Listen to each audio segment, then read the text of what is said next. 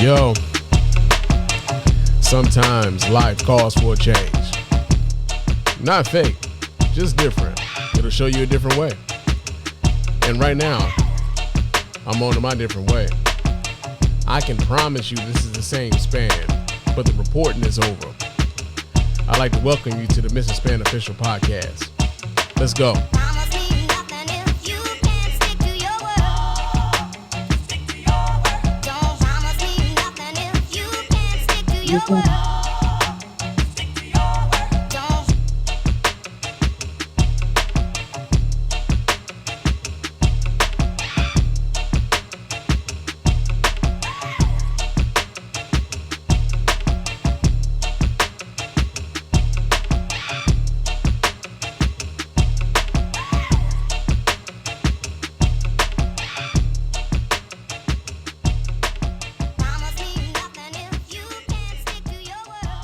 Yo, what's going on, everybody? Welcome to the Mr. Spann official podcast. I'm your host, Mr. Spann. This is episode number 38 of the show. And yo, man, I am not alone this evening. I have my sister here, my podcast buddy and network friend and all the whole shebang, man. I got my friend Cook Simmons here of the Highly Inappropriate Podcast. Say what's up to the people, fam. Hey y'all, I'm just glad that y'all wasn't here 5 minutes ago when Stan was being verbally abusive and Ain't that a aggressive bitch? because I was late. Ain't that a bitch? He told me he was sick of me, y'all. I didn't say that. She said that. I didn't say that. She said that. But that's just what it is. He was sick of me. Yeah, I didn't say that, fam. I didn't say that. I'm not taking that. I'm not taking that. But yo, man, before we get into the show, we got to remind you guys how to get in touch with us over here at the Mr. Spann official podcast and let your voice be heard. Go ahead and hit up that hotline at area code 313-288-0485. That's area code 313-288-0485. Leave us those voicemail messages. Those messages will get played here live on the show and responded to in kind. And if you're watching us here live on Twitter, Facebook, and or YouTube, you can chop it up with us live while we doing the fucking show, man. You could be a part of this whole thing. So go ahead and hit us up at area code 313-288-0485. You can also hit us up at our email at feedback@thespannreport.com. That's feedback@thespannreport.com. Go ahead, leave us those emails, and of course those emails will get read here and reply to here live as well. Follow me on Threads and Instagram. My name on both of those platforms is Mr._Spann. So go ahead, follow me there. Chop it up with your man Spann throughout the week. Also, leave us a 5-star review. Those 5-star reviews on iTunes and or Spotify. Those 5-star reviews are the ones that get read here live on the show. We really appreciate everybody who goes about the business of doing that. It doesn't cost you a dime, just a couple minutes of your time to let everybody know why you're rocking with us over here at the Mr. Spann official podcast and the Spann Report podcast network in its entirety. And also, man, if you're chopping it up with us on YouTube, because I'm noticing a little uptick in the YouTube viewership. So if you're watching this and you're catching the show via YouTube, go ahead, leave us those comments. Those comments get read here live on the show. The good ones, man, the good ones. Because we're gonna talk a little bit about some of that stuff that happened like a couple weeks ago. I got a comment from Reggie, and yeah, some shit happened with the Trump supporters. So we're gonna talk a little bit about that. Also, hit us up at our website at www.thespannreport.com. Go there, watch replays of the show. You can vote in the polls, not only there, but also on Spotify, because we do have those polls on Spotify, and you can leave us comments on Spotify. But, you can also go to our store, cop yourself some merch, get yourself a little fly tee. You know what I'm saying? I'm rocking the merch right now. Yeah, make it yourself a hoodie or a coffee mug. One of our listeners over on Threads, man, he showed us he had a coffee mug this week. I'm like, yo, man, appreciate you, being a part of the movement, because everybody got a movement, right? Everybody got a movement. So yeah, man, That's right. It's one way to support the show. We appreciate everybody who does that. So real talk, thank you for everybody who does it. But yo, what's going on with you, sis? How you been? I can't complain. I'm maintaining. Finally got some personal affairs finalized. As my friend calls it, been doing the business of death. So, after you lose a loved one, there's a lot of paperwork. Yeah. So just finally got to divide them all back a year later. And yeah, that felt good. And I can't complain, Yeah. just working my way back So far, I'm just glad that a few things are on track. Okay, One of them being my mental health. Um, yeah, can't complain. that's what's up. I think we all Hmm. want to just be in a place where like, yo, man, not only is shit good, but like even if it ain't all the way good, I can't complain Right. about. I think we all kind of strive for a little bit of that balance there, right? So Yes, we did. yeah, I think the last time I talked, it was at like when my daughter was turning 21, and Yeah. and You have to fill me in on the party. I mean, I didn't see much. I didn't see much of the party. I wasn't trying to be there for the party. I was, like I just wanted to show like I could show up at the club and then like, okay, baby, this is your thing. Go ahead and do your thing because you don't want me standing off to the side, like like Ronnie. What's my man name on Power? What was his name? The weird nigga. Ronnie. Yeah, I ain't want to be that nigga, man. I ain't want to be him. So I got the hell up out of there, man. I got the hell up out of there. I had endured enough of the things that annoyed me about the club to where I was like, all right, baby, you got it. Let me get the fuck up out of here. Go have fun. You know what I mean? I wasn't about to Yeah, be that. I wasn't about to be the old nigga in the club. It felt strange the whole time I was there. Real talk. It felt weird being in there. that's one thing about I like going to the older club, being with the other old niggas. Hmm. Because I don't feel like it's wrong being just when you the club. Your sound going out, Cook. Hmm. Um, can you hear me now? I hear you now. Oh, okay. I thought I heard you say something about there's nothing wrong with being an old nigga in the club. There's nothing wrong with being in It the felt club. wrong to me. But you got to be in the club with other old niggas. You got to be a who? You got to be in the club with other old. See, nah, I wasn't in the club with other old niggas. I was at the club waiting on my daughter to show up, and that just felt weird in and of itself. Oh yeah, you ain't pretty much about That just felt weird in and of itself. You know what I mean? hearing beats that you never heard, I'm. seeing dancing that you never seen I was before. more so like I. So here's the other thing. I think I might have mentioned this on a previous episode, but like weed is legal here in Michigan, and Yeah. you know, I'm used to seeing people smoking like just out and about now, right? It Hmm. never occurred to me that they would be just blowing in the club. So Absolutely. yeah, but that never occurred to me. I don't know Oh, why. honey, I don't know why, but it never occurred to me that they would just be blowing trees in the damn club.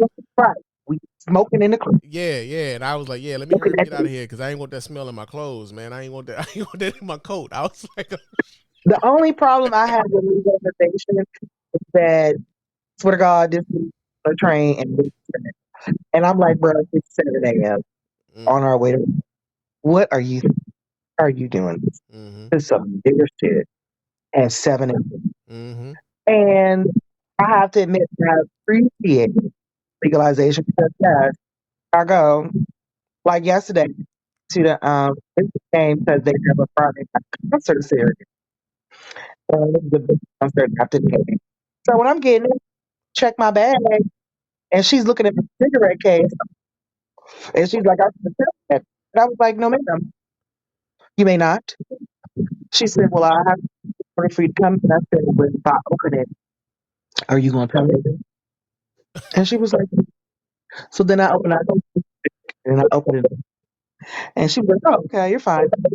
Made it through, okay, and somebody was smoking, and the motherfucker leave. Now that part, y'all niggas got. That's also huge in the DMV area.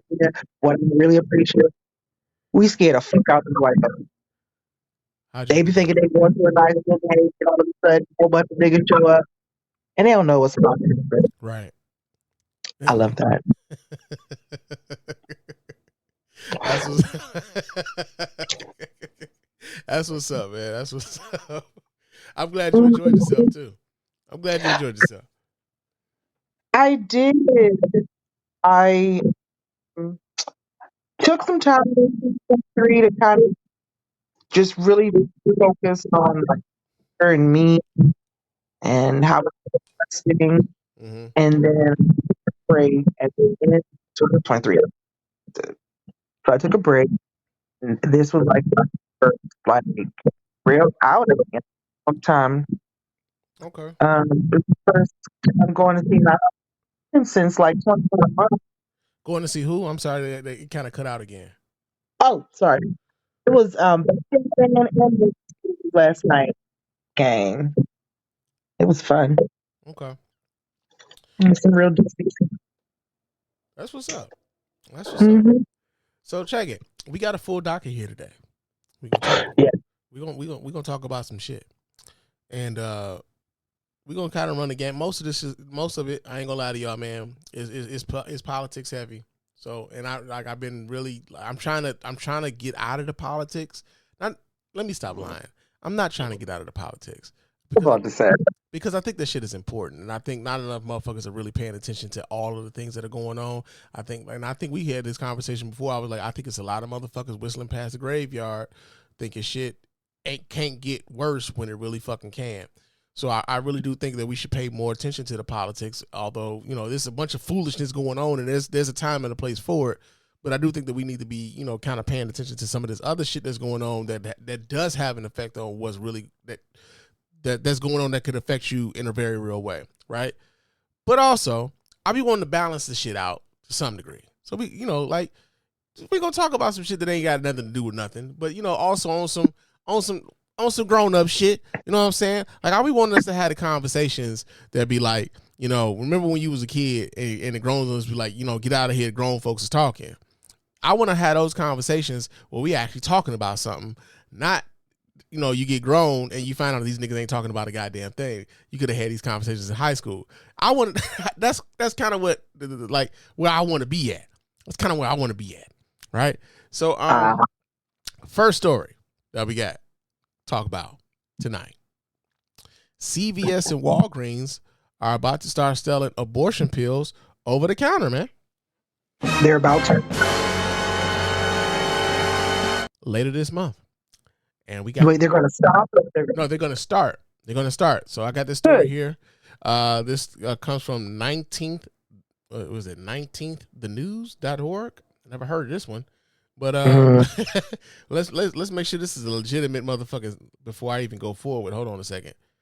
Because I was about to say, it's okay, 19thnews.org. Okay, we are an independent nonprofit newsroom reporting on gender, politics, and policy. Okay, this is new. I've never heard of these folks. But we're gonna read this story to see we could parse out whether or not it's true or not, right? So CVS and Walgreens will start dispensing mifepristone, one of the medications used to induce an abortion, in stores this month. The news was first reported by the New York Times. It comes more than a year after both retail pharmacy chains, the nation's two largest, said that they would pursue certification from the Food and Drug Administration to dispense the pill. Mifepristone can be used in conjunction with another medication, misoprostol, to induce an abortion at home. A vast body of research shows that it is safe and highly effective, particularly in the first trimester of pregnancy. Patients seeking mifepristone need a prescription from a medical provider. Misoprostol is already available in pharmacies for patients with a prescription. The chains will start dispensing mifepristone in a few states: CVS in Rhode Island and Massachusetts, and Walgreens in California, Illinois, Massachusetts, New York, and Pennsylvania. Eventually, both pharmacies will make it available in all states where abortion is legal and where they are permitted to do so. Neither chain will dispense the pill through the mail.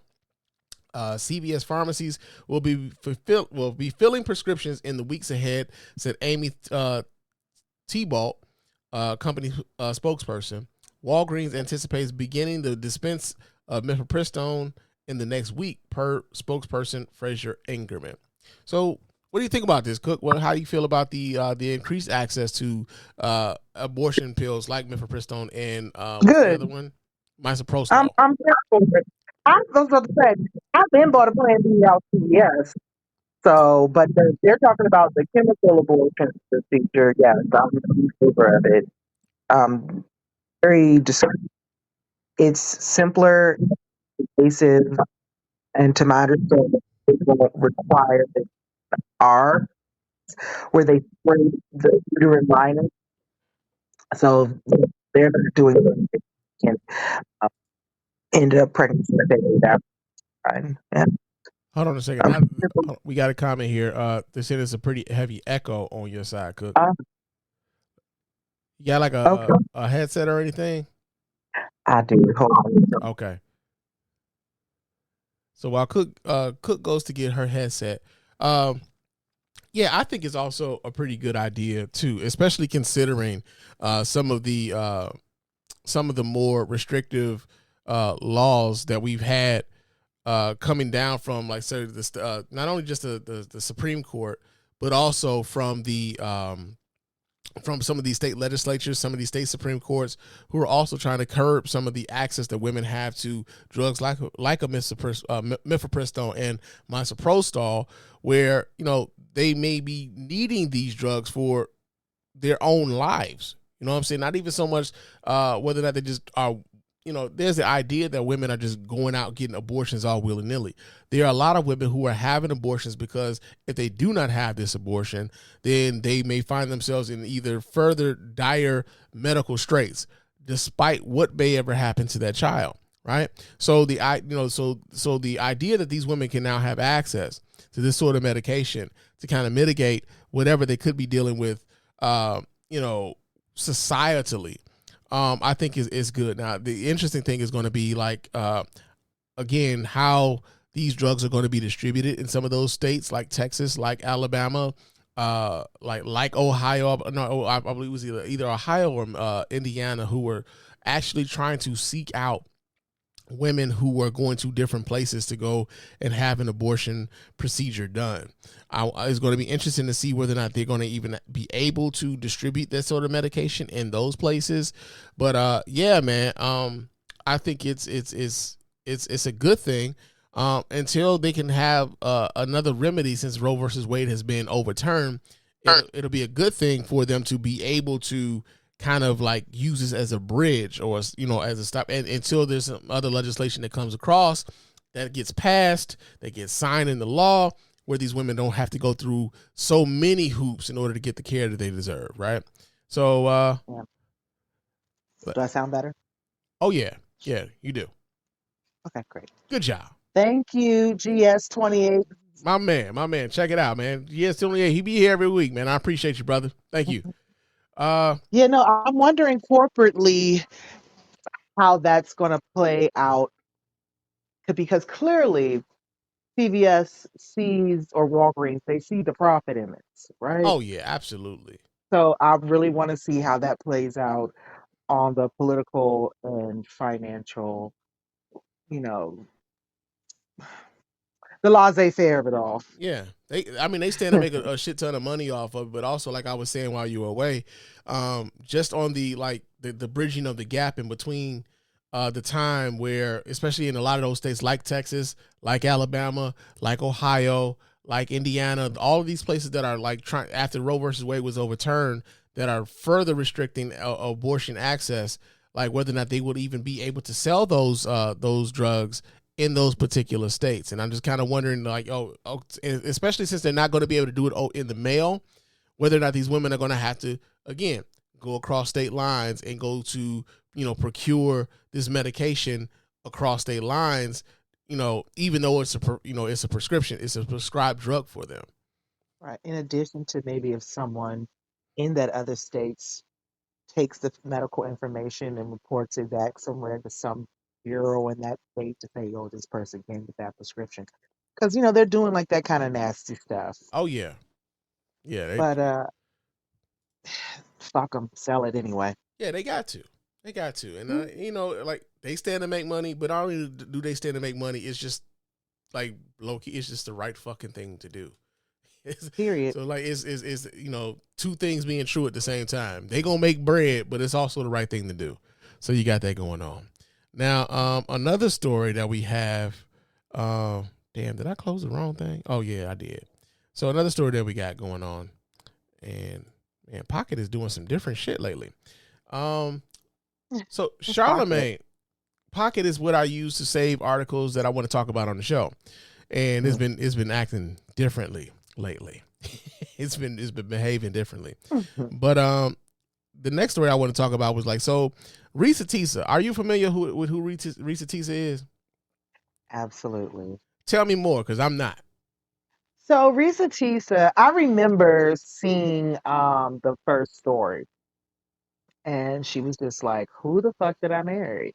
Yeah. And she told a story of meeting a guy and how it all started, and everything about it sounded very charming.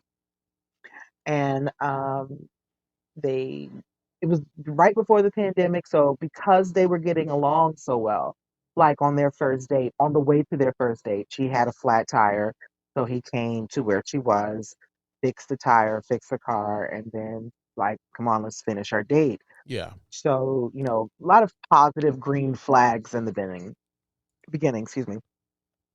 And so over time, like once they moved in together, they married, she got pregnant, had a miscarriage. Mm. Um, he was paying all the bills. He said he was a VP of a specific company. And just slowly but surely, one day she finds this little thread, pulls on it, and her entire world unfolds. Mm-hmm. It just unravels. And the amount of lies and the kind of lies that he told her are borderline outrageous. Mm-hmm. Like, what? But ultimately, she gets to the bottom of things. She starts doing her research. She lawyers up. She starts protecting herself and she gets the hell out of there. And so for me, I didn't sit down and watch all 50 parts. I've seen a summary. But I know people who've sat down and watched it and they were like, it was fucking riveting.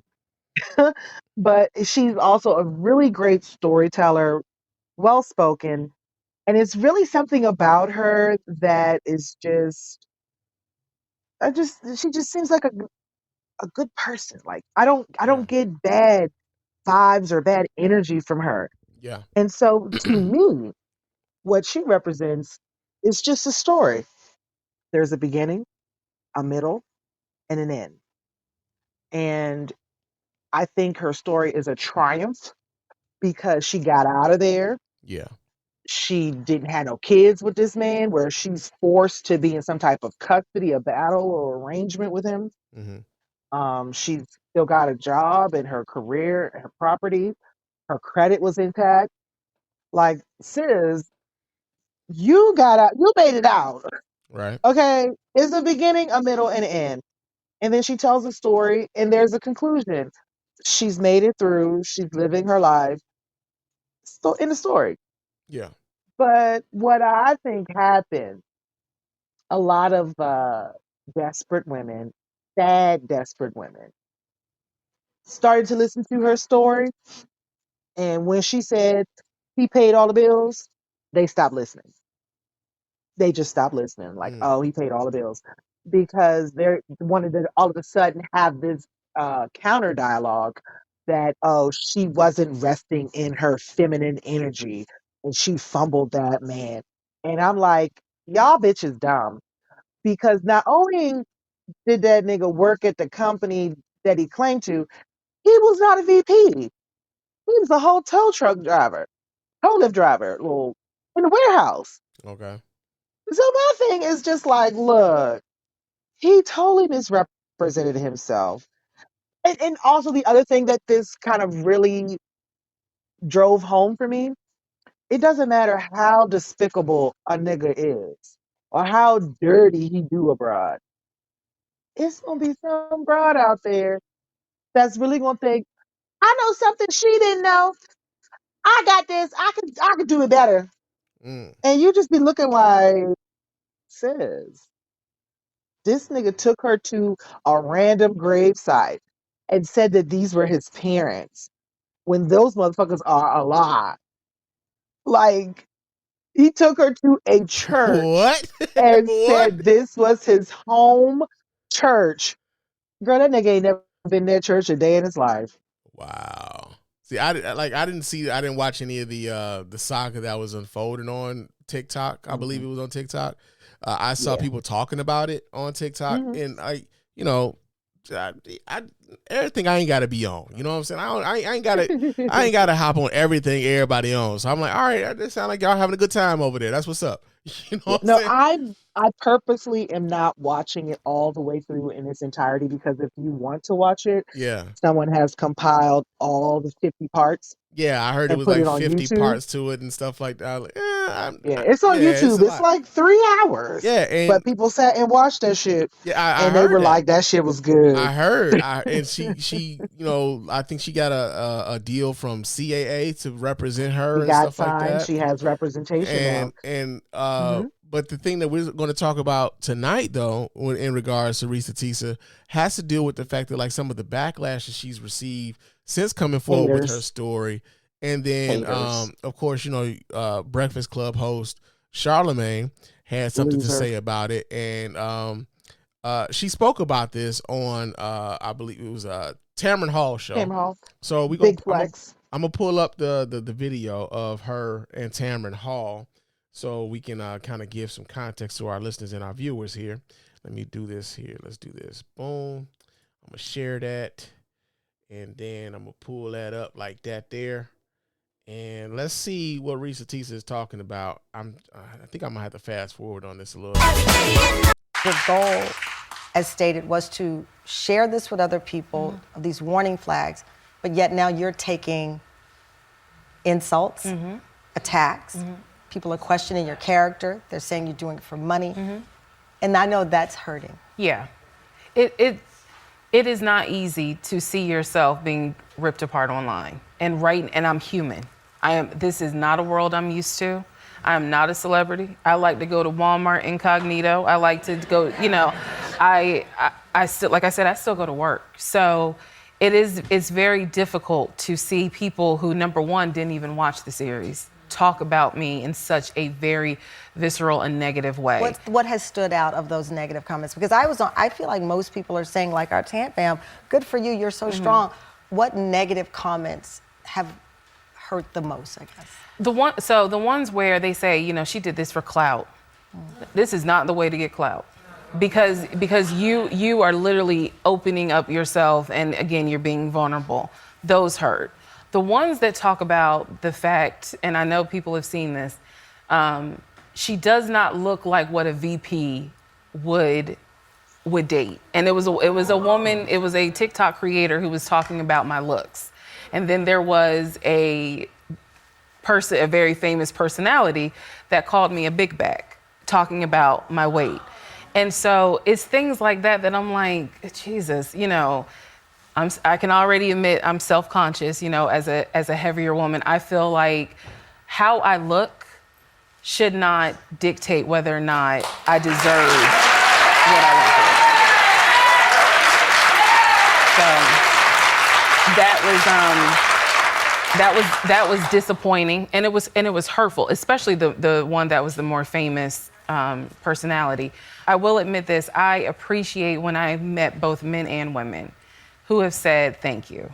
Because for me, it's like, okay, I know I'm getting attacked, but it did help somebody. When I hear someone that said, girl, I watched all 50 parts, I genuinely am humbled that someone took 500 minutes out of their life and watched the story that I went through.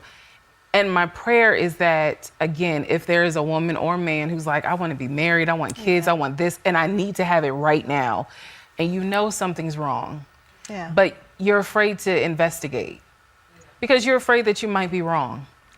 And it's like, I'm here to say, look, it costs nothing to verify, but if you don't verify, honey, it may cost you everything. All right. So, yeah, that's what she had to say. She didn't name Charlemagne, but you know, everyone pretty much knew who the fuck she was talking about. She didn't have to say his name, because there's video evidence of the nigga saying this shit for one, and he has a track record of getting on microphones and saying some reckless shit about people, and like people have rolled up on him. I mean, I think about, you know, like Monique rolled up on him and talked to him, you know, kind of greasy. Birdman kind of Leonard. rolled up. She called him Leonard. Birdman talking like, yo, is y'all done or is y'all finished? You know what I'm saying? Everybody remembers this. It's like, yo, man, he like, and what did Charlemagne do? He said, man, I'm the radio guy. It's like, nah, nigga, you out here talking greasy, bruh. And at a certain told him point, find something safe to do. there you go. And at a certain point, man, people, especially like, some folks who may have access and can get to you, and they gonna say something to you. And so I think this was one of those instances where Charlemagne might have felt safe saying something about this lady because he felt like in the power dynamic, he had the most power. He has the largest platform. He has the most listeners and everything else, right? But after her appearance on Tamron Hall's show, Charlemagne issued a apology of some sort, and we do have his alleged apology. And so we want not an apology. Yeah, well, yeah, you and I both know that, but we gonna run through this apology and then we gonna like see what the fuck is wrong with it, because there's a lot wrong with what this nigga did with this apology. So I'm gonna go ahead and share this here too, so we can do this here, and Okay. let's see what this nigga is talking about. News is real. News is real. Hilarious, Jessica Robin. Yeah, just get to the shit. That was disappointing, and it was hurtful, especially.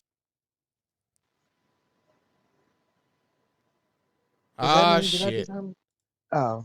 No, that's my computer doing this book. What's funny is that it's loaded up. Like, it's all the way loaded up to the point where we need it to be, and it's just fucking buffering. Let me see if I can refresh this and see if it'll do something different. News is real. News is real. Hilarious, Jessica Robin.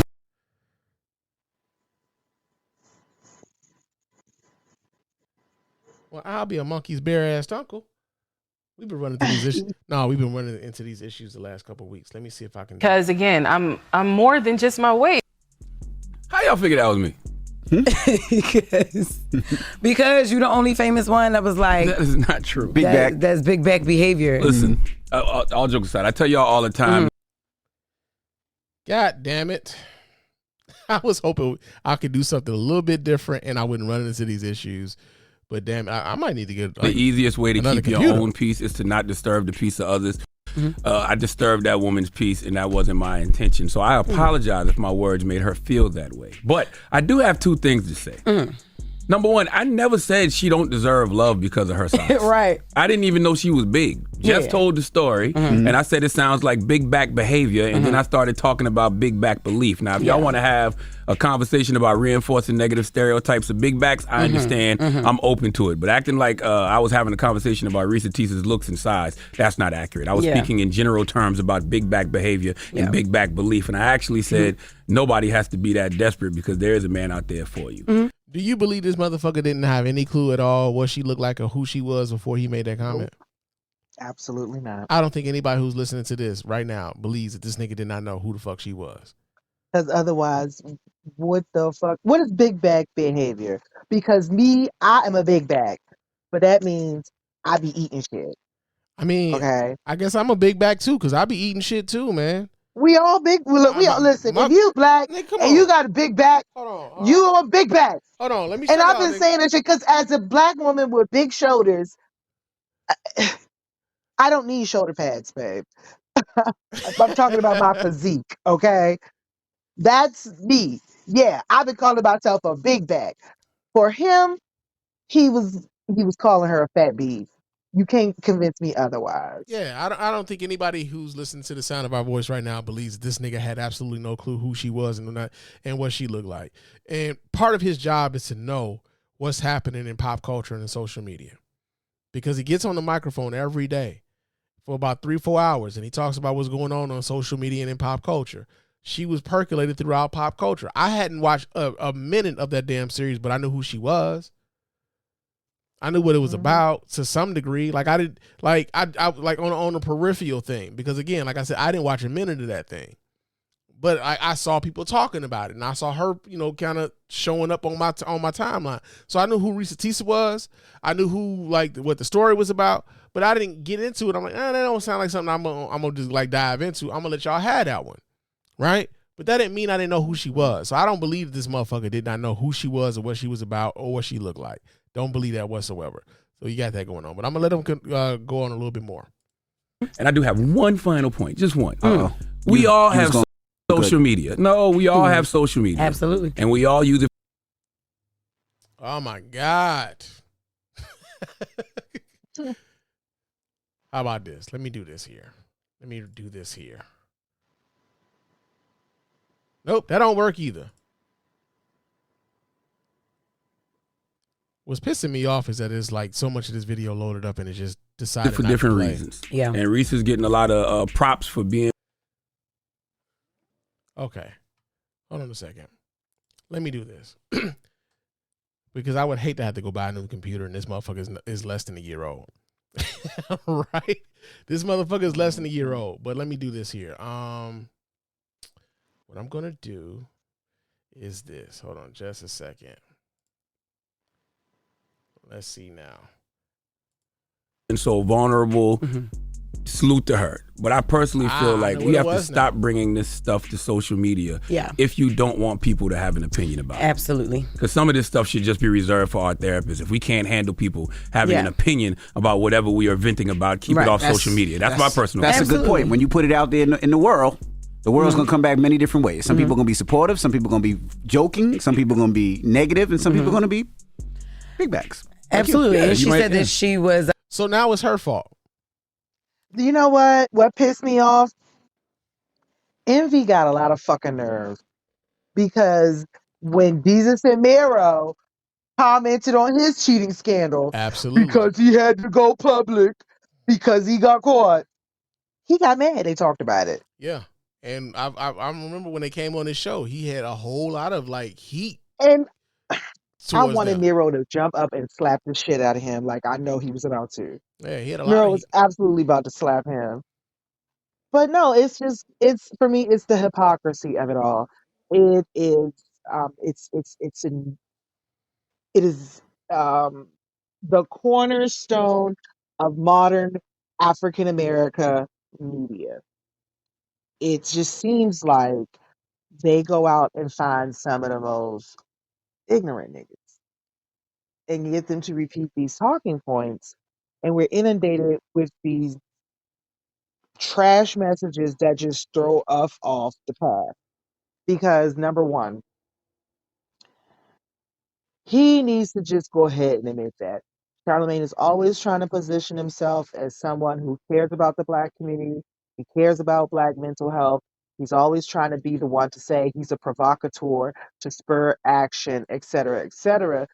But he's done nothing but run his mouth. And he even looks like a fucking predator. He makes my skin crawl. But I'm glad she was able to make those comments because the truth is, yes, she didn't even say your name. Everybody knew what she was talking about. Everybody knew who she was talking about because he, again, because his platform is so large, he was running his mouth. People knew who she was talking about. She didn't even have to say it, and so you got that. But Envy isn't the only one who I believe should be catching some smoke as we like kind of let this play on just a little while longer. We need to not take our foots off his neck for them housing. Oh well, there's that. Scamming he was doing. Yeah. Already insecure about her weight, so then. Why would you come to such a big platform thinking that you're going to be off limits from comments like, because it's people who was actually going in on her. Absolutely. You didn't call her a big back. No, I was just speaking towards big back behavior and big back belief based off the story you told. Absolutely. And that's why even when you reference Sheila from Why Did I Get Married? Yes. Fantastic movie because even that movie reinforced those same stereotypes. Absolutely. Yes. And this is my problem right here. If you saw that movie, Sheila was not a stereotype. What the fuck? Anyway, go ahead. I'm sorry. So my thing is this. They not smart. They not. But Just Hilarious was just on one of these damn podcasts. I want to say it was the Pivot podcast with Channing Crowder, Ryan Clark, and Fred Taylor. And she talked about, as a comedian, one of her biggest regrets was the fact that she told jokes about Chadwick Boseman not knowing that Chadwick Boseman was dying. And that was one of her biggest regrets as a comedian, right? And yet here you are talking about a young lady's appearance and now blaming that woman for coming forward with a story to tell. And pretty much, not admonishing. What's the word that I'm looking for here? Kind of giving a pass to everybody else who's coming at this woman for her appearance and having the audacity to tell her story. And then giving cover to Charlemagne and say, well, you didn't call her a big back. You just said that was big back behavior. And then you add on to that by inserting Sheila from Why Did I Get Married, as if you weren't fucking familiar. They think we stupid. This is going to be a running theme, man, for a few months now. There's a lot of people who who have large platforms, who are talking to millions of people every day, who think that their audience are a bunch of fucking fools. They think y'all stupid.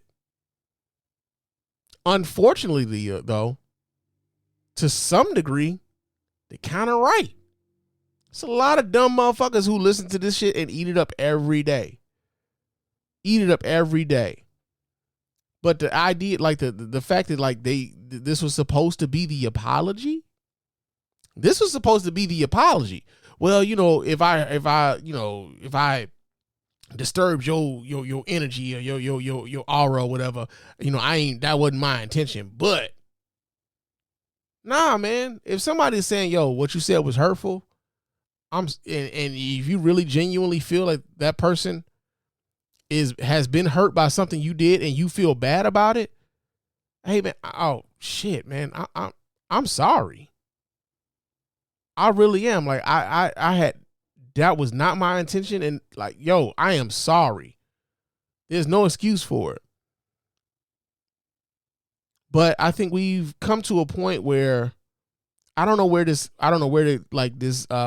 started, but like when people have wronged someone, I think there's so many folks who have a hard time just coming out and saying like, yo, I fucked up and I'm sorry.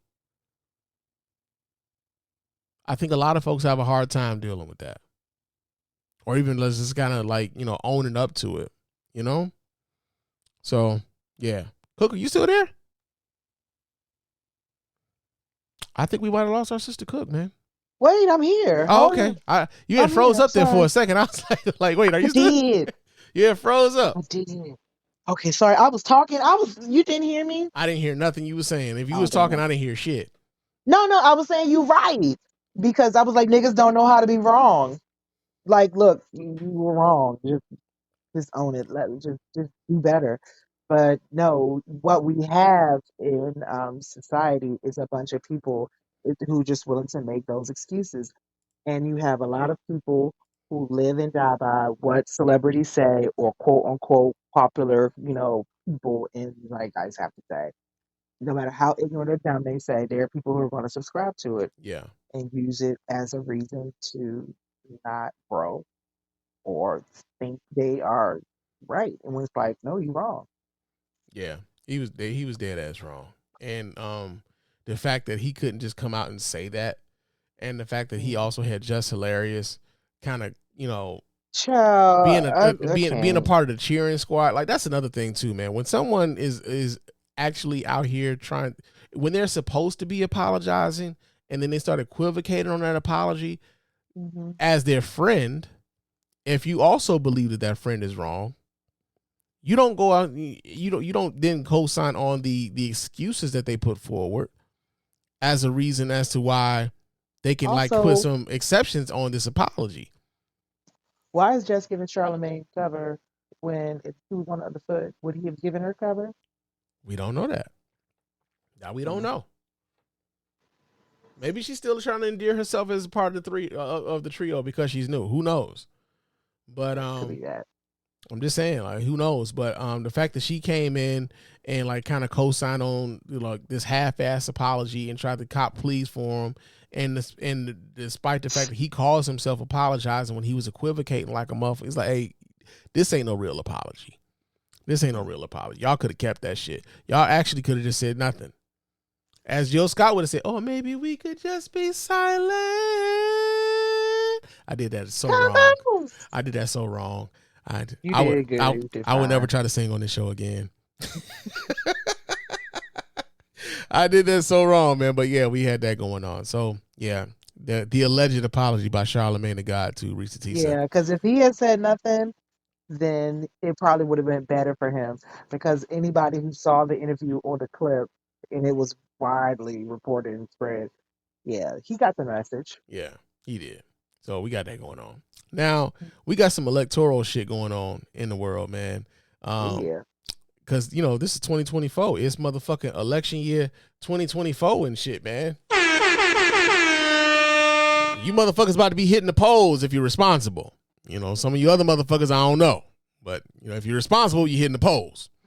Now, it was I think Go ahead. that Steve Bannon's strategy to siphon 20% of the African American male vote may be successful. I think it is small potatoes to think that it's just, relegated to Steve Bannon. Yeah, yeah. You know Killer what I'm Mike saying? is in on it too. Because one of the Ice things Cube is in on it. Well, not even just Ice Cube. I mean, like again, I'm talking governments. I'm talking China. I'm talking Russia. Like if people believed, like let's just keep it a buck. If people believed that the Russians had an influence campaign aimed at America to separate us or to amplify certain voices and amplify certain messages towards the American electorate, and people think that shit stopped in 2016, I got some magic beans on sale here. Right? It hasn't stopped. It has not stopped. In fact, it's probably got a little bit more sophisticated afterwards because, there've been documentaries on like Cambridge Analytica and all these other things that like with Facebook and how they were taking these groups and, making people believe that these groups were populated by black people and they really weren't. They were Russian motherfuckers over in like troll farms and shit. And even now the American government is really thinking about and seriously considering banning TikTok because of the content that we get on TikTok, right?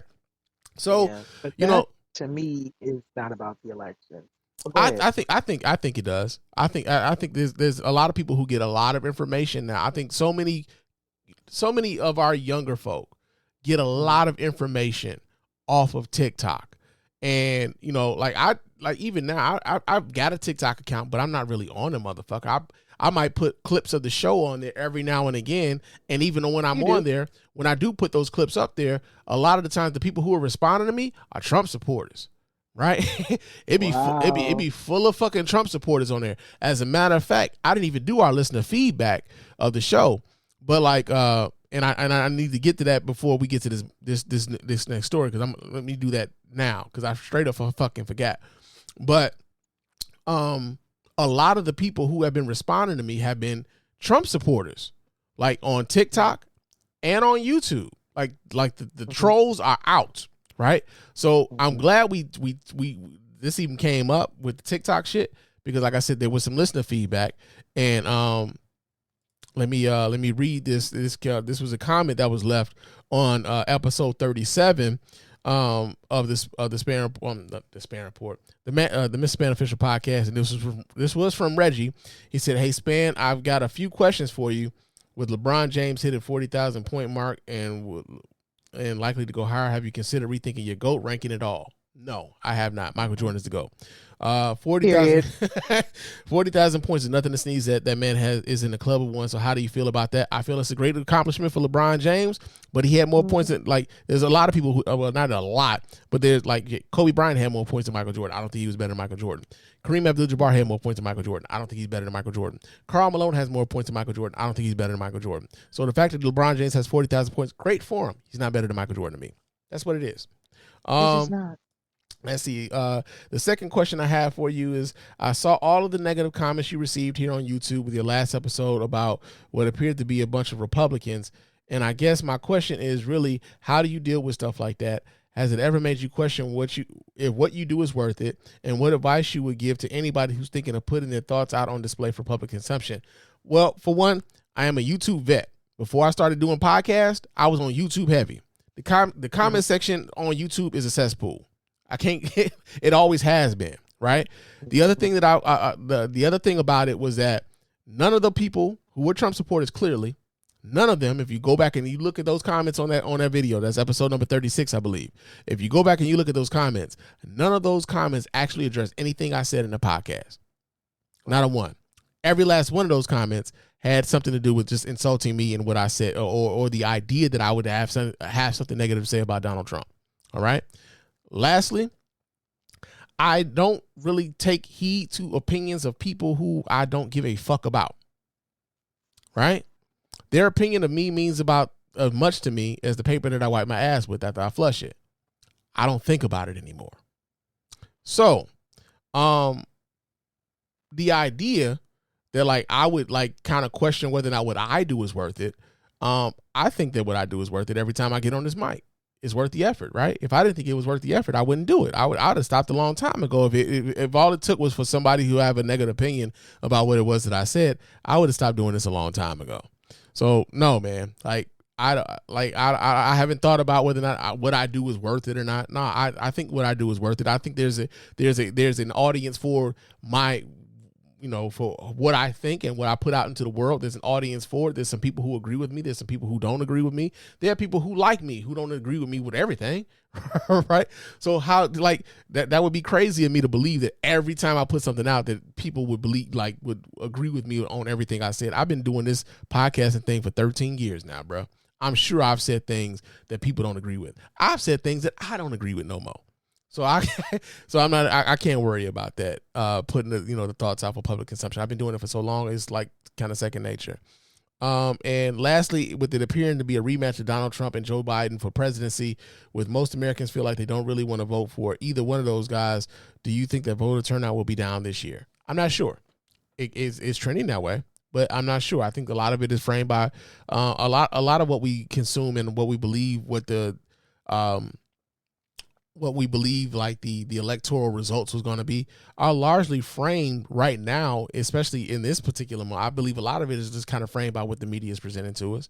How much we take heed to those messages as opposed to trying to shape what the media is trying to present to us has a lot to do with it. When we're going to talk about the State of the Union tonight. I'm sorry, but like, not even 2 days ago, there was a whole bunch of Republicans out here talking about Joe Biden was a goddamn corpse. Did he look like a corpse when y'all was watching that State of the Union the other night? I heard he was sassy. He was giving it to him. He was giving it to him. And so, like, again, when we start talking about those media narratives and everything else, we try to, especially here on this show, what we try to do is we try to cut through that bullshit. And we try to get to the gist of what's really what's the brass tacks? What is, when we break it down to is basic fucking elements. What does this really mean? That's what we try to do on this show. I don't know if I'm always successful at it, but that's my goal, is to just try to break it down to the basics of what does this really fucking mean? So yeah, man, Trump supporters, and we're gonna go back to that, but like Trump supporters be all up in the mentions.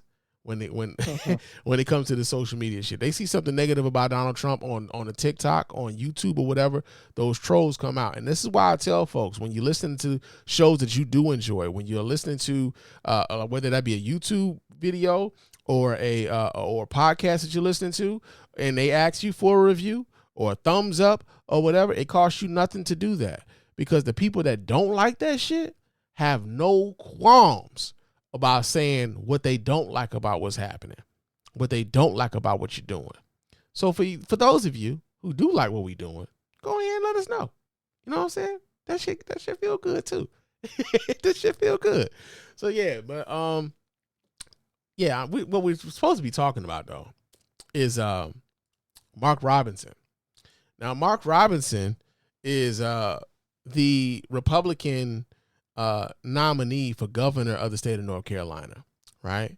Have you seen clips of Mark Robinson at all, Cook? Like, have you heard black of his? dude? Yeah, big black dude. Uncle Ruckus.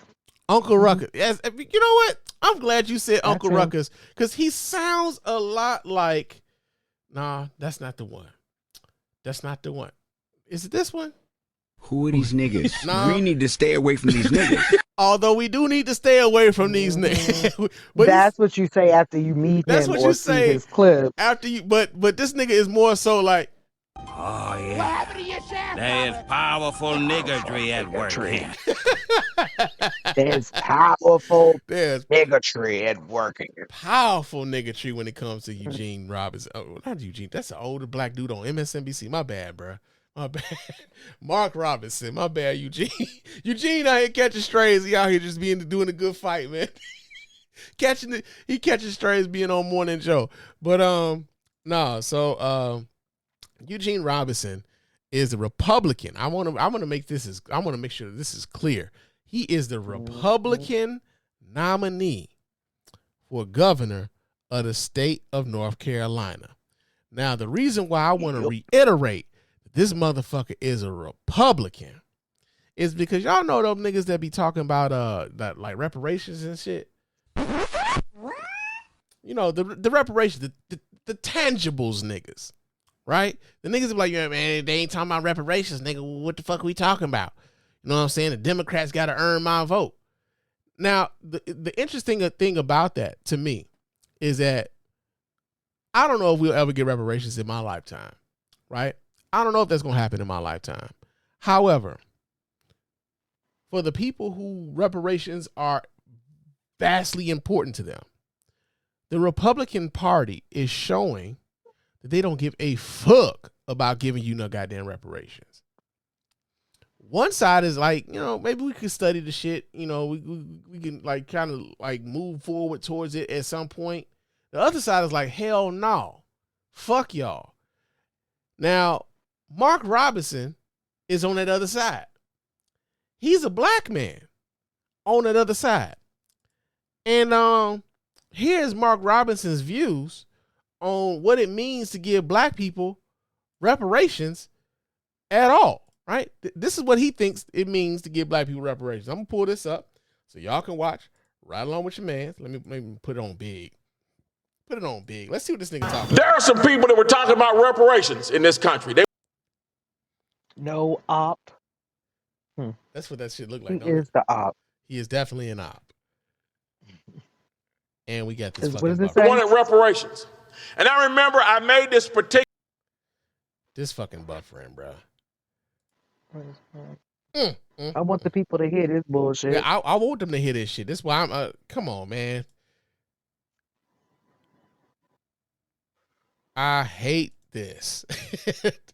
My internet has been like embarrassing me for the last 3 weeks. There are some people that were talking about reparations in this country. They wanted reparations. And I remember I made this particular liberal so angry at me because I told them right to their face, nobody owes you anything for slavery. If you want to tell the truth about it, it is you who owes. It's you who owes. Why do you owe? Because somebody in those fields took stripes for you. Somebody after those fields were ended and slavery was ended, somebody had to walk through Jim Crow for you. Nigga, what? I hate him. Nigga, what? This is who they put forth. This is who they put forth. Like, this is the guy in North Carolina that the Republicans thought was like, yo, that's the one right there. That's the one. It's like, it's almost like how insulting it was for Republicans to put forth Herschel Walker as a senatorial candidate in Georgia. Ooh. Yeah. It's as if the only black people that are Republicans that they could put forth for electoral office are fucking buffoons. Reprehensible. That go out of their way to talk shit or denigrate black suffering, who have a lot of that I'm not like those other niggas over there energy. These are the candidates that they put forth to give white people cover to say the most racist shit ever. What was the makeup of that audience? You know what? I don't know.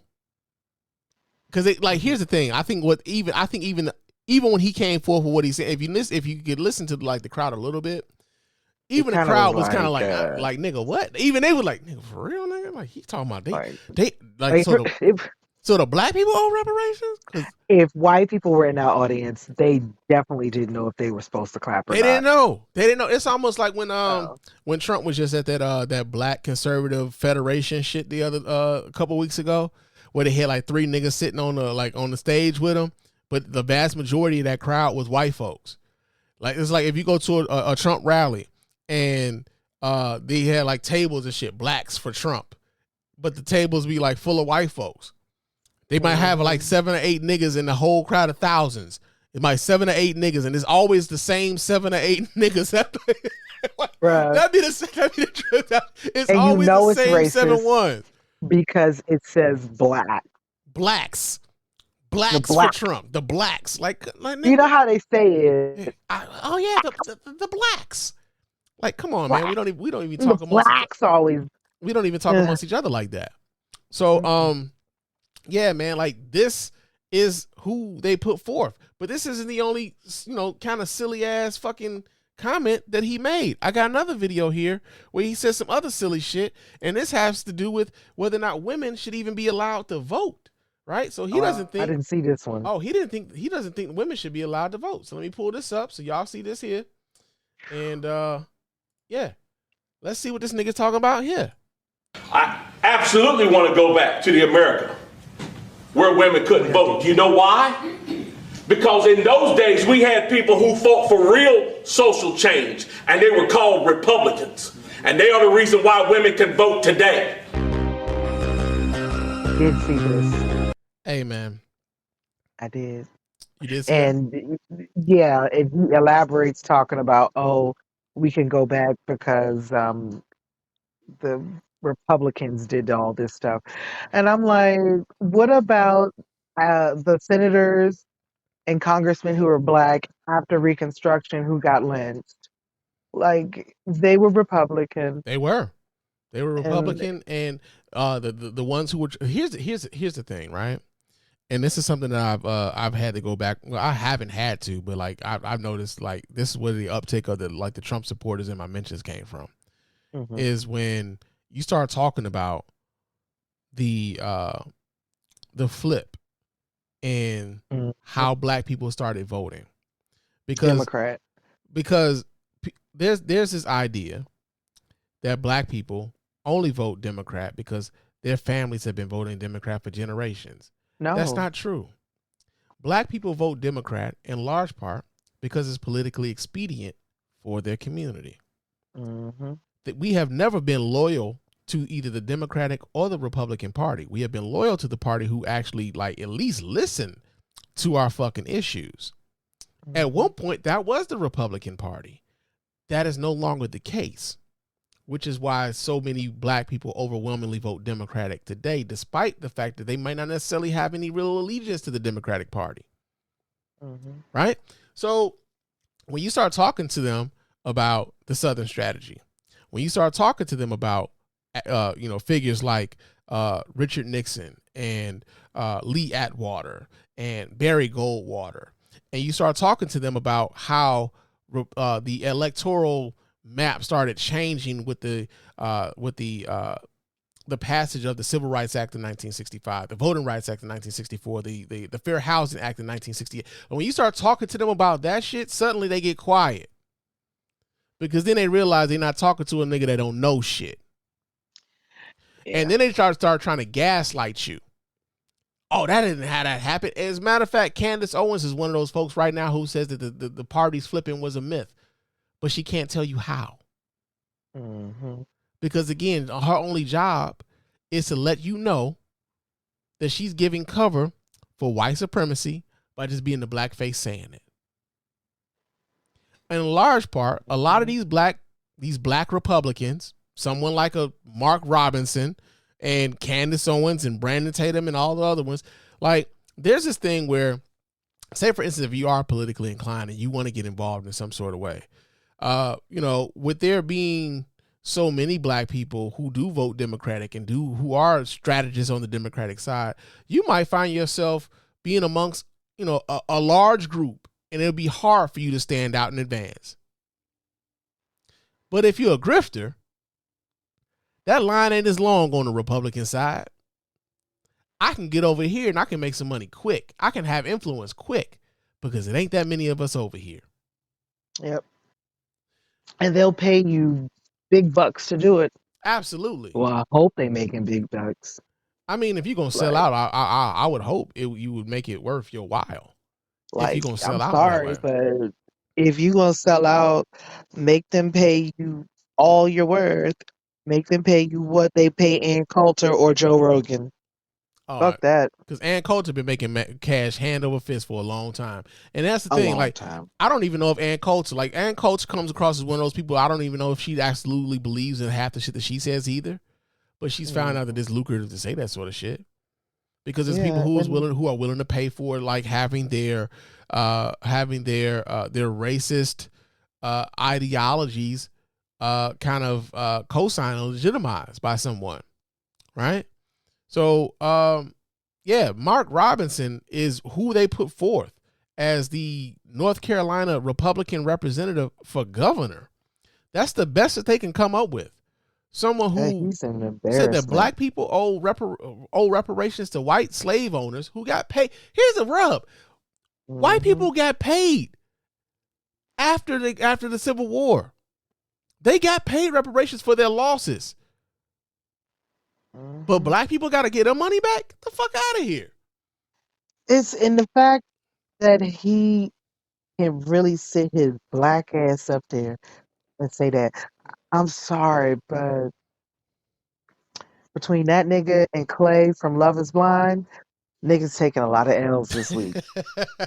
I don't even know who the fuck Clay is from Love is Blind, but I heard I've been seeing his name floating around the social media streets. I don't even embarrassment. Because again, that's one of those. I'm like, I'm gonna let y'all have that one. I don't know nothing about that one, but he is an embarrassment. Man. Mark Robinson, that's the best they came up with in North Carolina. He has a shot because again, North Carolina is kind of like it's a purple state, right? Like I know they have a Democratic governor now, but I believe that they have like a Republican leaning legislature.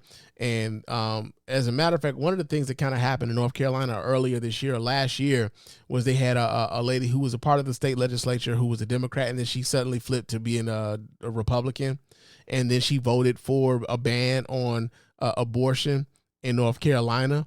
And mostly her reasoning for switching parties was because she said that they were like not being nice to her.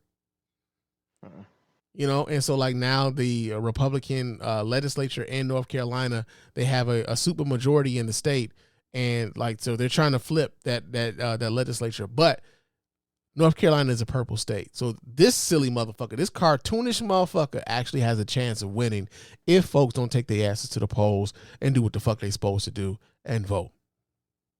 Because this isn't like a gerrymandering thing. A governorship is a statewide race. You can't blame gerrymandering. Get y'all asses out there and do what y'all supposed to do and vote. Right? Mm-hmm. Now, the other part, even though we just saw, because here's another thing that was kind of funny. Donald Trump spoke on Mark Robinson and said that Mark Robinson was actually Martin Luther King on steroids. So he's got Trump endorsement. I'm just sick of Donald Trump just playing in my fucking face, and I need him to hurry up and stop breathing. Yeah. You know, somebody need to give him an extra side of greens with with extra diabetes or something. It's just like, yeah, it's just disgusting. It's silly. It's fucked up. But you got that going on. Now another story that we got here. And this is the question that we're asking on this particular one. This is actually a combination of two different topics here. We're gonna conflate all three. We're gonna combine these last three topics between Mark Robinson, this topic, and the next one. And the reason that we're asking is are black Trump supporters even real? And the reason why we're asking this particular question, let me pull this down. That's a good question. But the reason why we're asking the question is because there were some Trump supporters who were creating AI images of Trump surrounded by black folks, right? So I get the story here. This comes out of theguardian.com. It says that dozens of fake artificial intelligence generated photos showing Donald Trump with black people are being spread by his supporters, according to a new investigation. BBC Panorama reported that the images appear to be created by supporters themselves. There is no evidence tying the photos to the Trump campaign. One photo was created by the Florida-based conservative radio show host Mark Kaye. I'm not. Hold up. Here's what this nigga had to say. I'm not out here taking pictures of what's really happening. I'm a storyteller, Kaye told BBC. I'm not claiming it is accurate. I'm not saying, hey, look, Donald Trump was at this party with all these African-American voters. Look how much they love him. Oh, God. Artificial intelligence has already caused problems in the 2024 election campaign with robocalls that used AI to mimic Joe Biden's voice, urging voters not to vote in the New Hampshire primaries.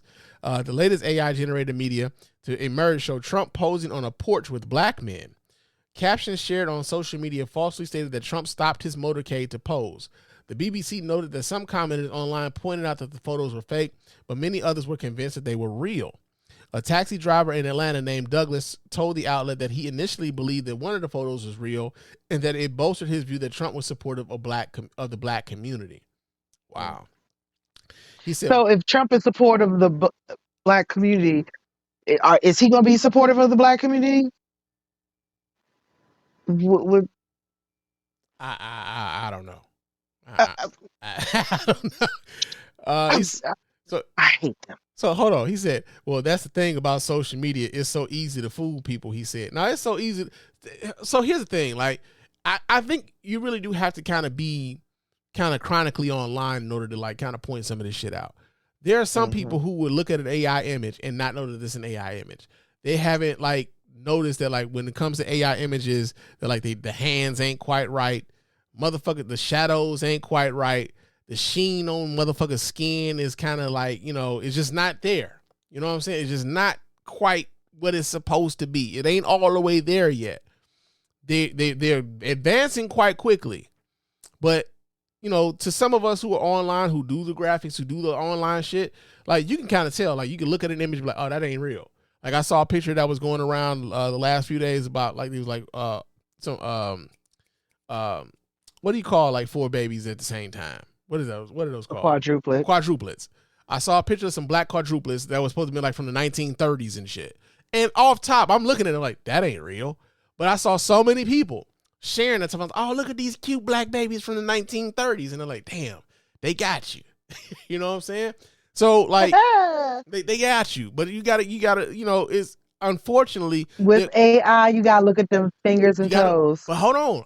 That was the first thing I looked at. The fingers was right. Mm-hmm. The skin tones weren't. It was, and it was like in 4K from 1936 though. That's what gave it away, to me. Snap. Like this picture's way too fucking clear for this to be from 1936, fam. Like, come on. Mm-hmm. But and like I said, the skin tones weren't right either.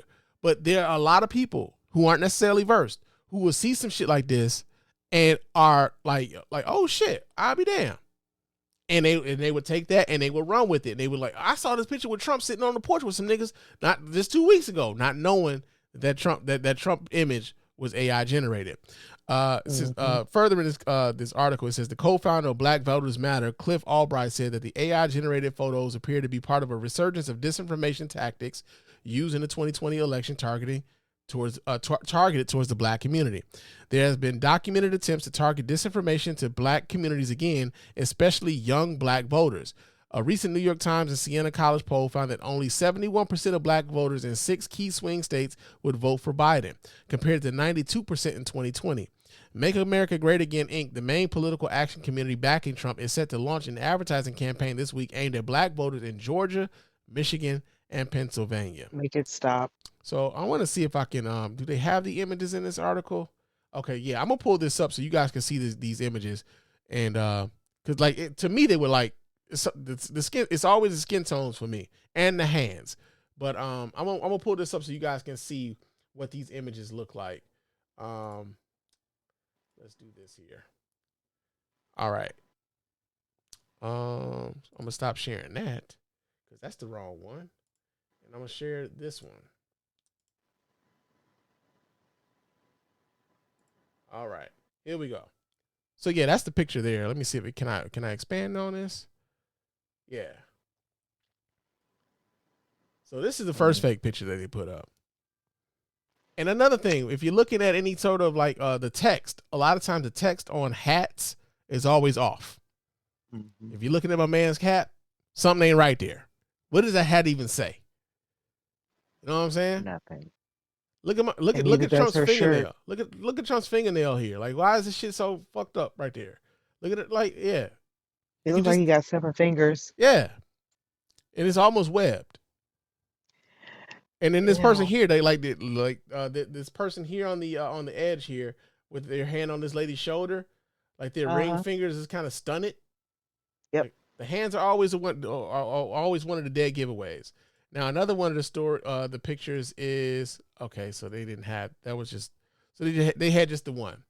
There was a couple pictures and that I saw before, but yeah, they just had just the one. But yeah, man, I'm gonna need people to be a little bit more vigilant in how they consume some of this. Also, I don't care what nobody say. Niggas ain't fucking with no damn Trump. Yeah, I don't believe like I've been hearing this number quite a bit, and they've been talking about 20% of black people are going to vote for Donald Trump in 2024. I doubt that. I doubt that very seriously. I think because you know what they're doing, they're basing it off of. They listen to the Little Waynes and Sexy Reds, and when they say like, "Oh yeah, I fuck with Trump," blah blah blah blah, they like, "Oh yeah, look, niggas fuck with her," and I'll be like, "Y'all, them niggas not registered to vote. They ain't gonna vote. They didn't vote." Not only that, it's not only that whether or not they're registered to vote or not. Like, I think to some degree, like they just kind of over-index how much those people have influence over the black electorate. Like, white people have a very low opinion of what it means for black people and what black people care about. So this is why they will put someone and say that these are the people who get it, right? This is why they come to like the rappers, right? Right. Killer Mike. You get Killer Mike, you get Ice Cube, you get Sexy Red. Like, yo, man, why aren't y'all talking to our motherfucking academics? Why aren't y'all talking to our intellectuals? That's the thing. It's like, different with Sexy Red. I don't mean to lump her into that group with Ice Cube and Killer Mike, because to me, they are paid. They are invested. And also too, it's different. First and foremost, I think that Ice Cube is invested in the sense that he's involved financially with certain men who are white supremacists. Steve Bannon being one of them. Yeah, heavily investing into private prisons and things like that, which is ironic because his music has been used to measure, criminality amongst black men in certain communities. Yeah. If you dress like Ice Cube, if you dress like NWA, they're going to assume you're into a gang or a thug, and now you have to deal with the police. So if you look at it, it's like, yeah, the white man was behind NWA. Like, you can't convince me otherwise. But then you see how these niggas are profiting from it. It's just foul. Yeah. Killer Mike, I think he's doing it for clout. I think he's doing this because he wants to be seen. He wants to be elevated. He wants to be on the same level as like Angela Rye or Tiffany Cross or any other learned black man. The difference is that he is not learned. He is not well read. He's just pulling shit out of his ass. But he's given this platform. And they think they think niggas really listen to him. I'm like, honey, niggas ain't been listening to him since he pledged allegiance to the grind. And so after that Run the Jewels shit, a lot of niggas wasn't listening to him. That was a very white audience. I think a lot of people stopped fucking with him when he really endeared himself to Kemp down in Georgia.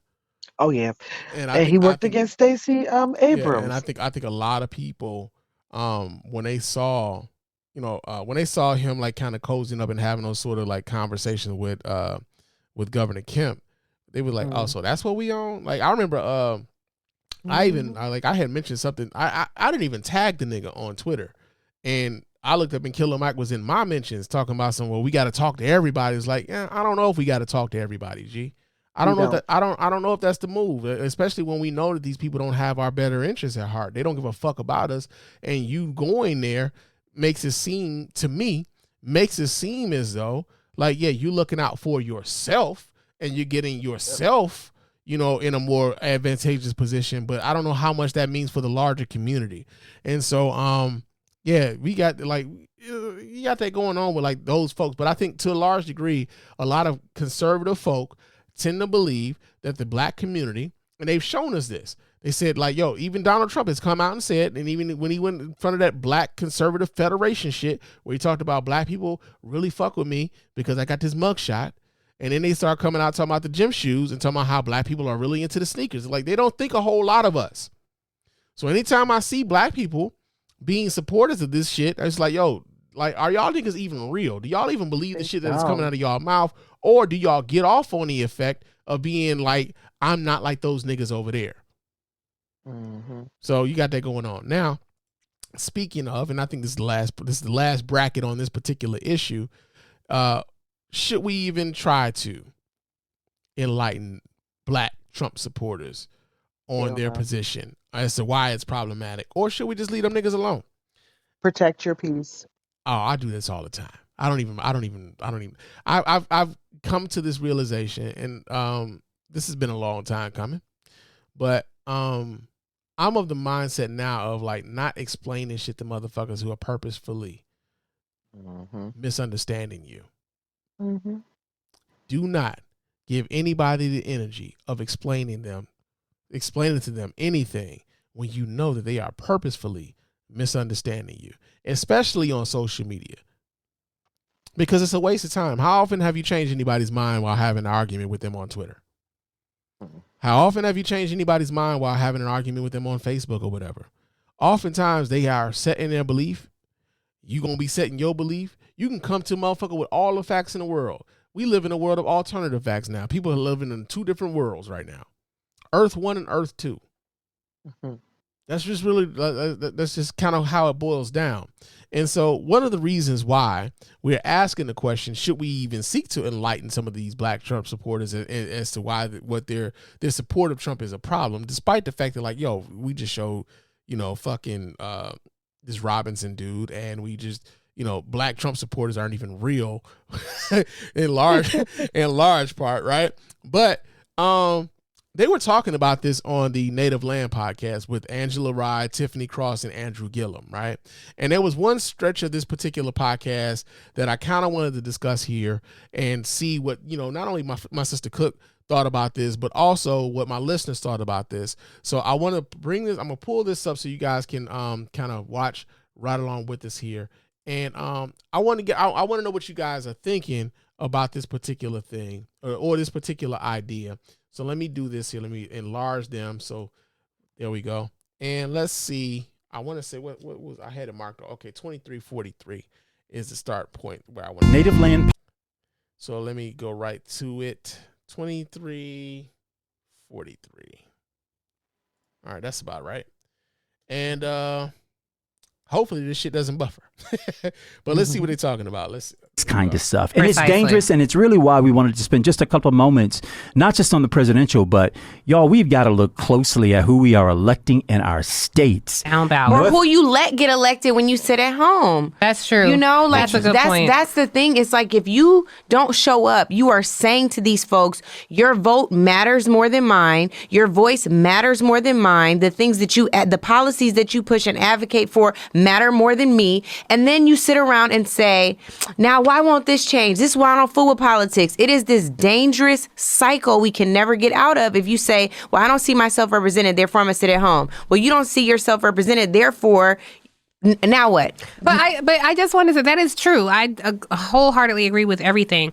But I also want to acknowledge the humanity of people who do stay at home, because I understand when you are under an oppressive system where you can barely pay your rent or mortgage, where you don't know how to feed your family, and for 5 election cycles, somebody has been telling you it will change. That's so true. Somebody's going to come through and save you. Something is going to happen where the economy will get better for you specifically. These dilapidated schools are going to start to serve your children, and you don't see it. I'm not admonishing you. Yeah. I understand that perspective. And we have to start looking at Black people as Black people, not as Black voters. You're not a commodity in this system. So I would invite people who feel that way, or if you have somebody in your family who feels that way, something to share with them is you don't have to believe in the system. Believe in yourself. And what does this here democracy look like if you are the architect of it? And I think that speaks to your point, Andrew, about us being lacking in imagination sometimes. It's they have captured our imagination and said this is the only construct you can live in. What if we empowered ourselves? Yeah, right. I just want to say she come a long way since this morning. I love it. No, I still feel the same way I feel this morning. I'll just for our listeners, because we're talking about that. We had talked about Angela and I disagree on Black people who support Trump, and I'm not saying we shouldn't talk to those people, but I think what I care about, it would never occur to me to say, Angela, this is what you should care about. You know, like you're saying, no, we have to care about them. Angela cares about this. Is why the comments honestly frustrate me so much sometimes, because Angela and I disagree on this. And so when I hear people saying or read people saying things about Angela's position, I'm like, if y'all only knew, Angela actually gives a shit about your humanity. Yeah. She is saying, I care about you enough. I want to engage you. I want to talk to you. I want to bring you along and show you why Trump is a problem. My position is, some people gonna have to get left behind. I'm not trying to convince the slave you still a slave. If that's what you believe, then you gotta stay there. My audience is somewhere else.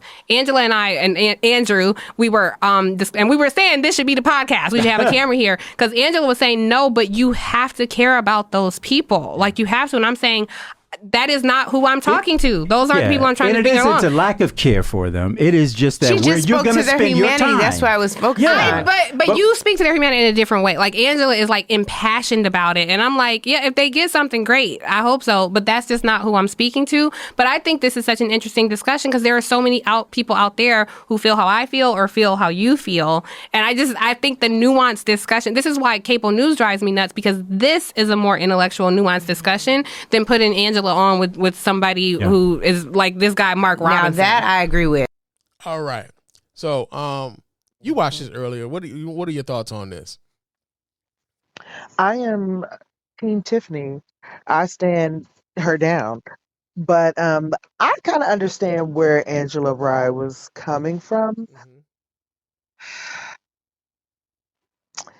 But it's just like, no. Okay, so here's the deal. We're not doing enough.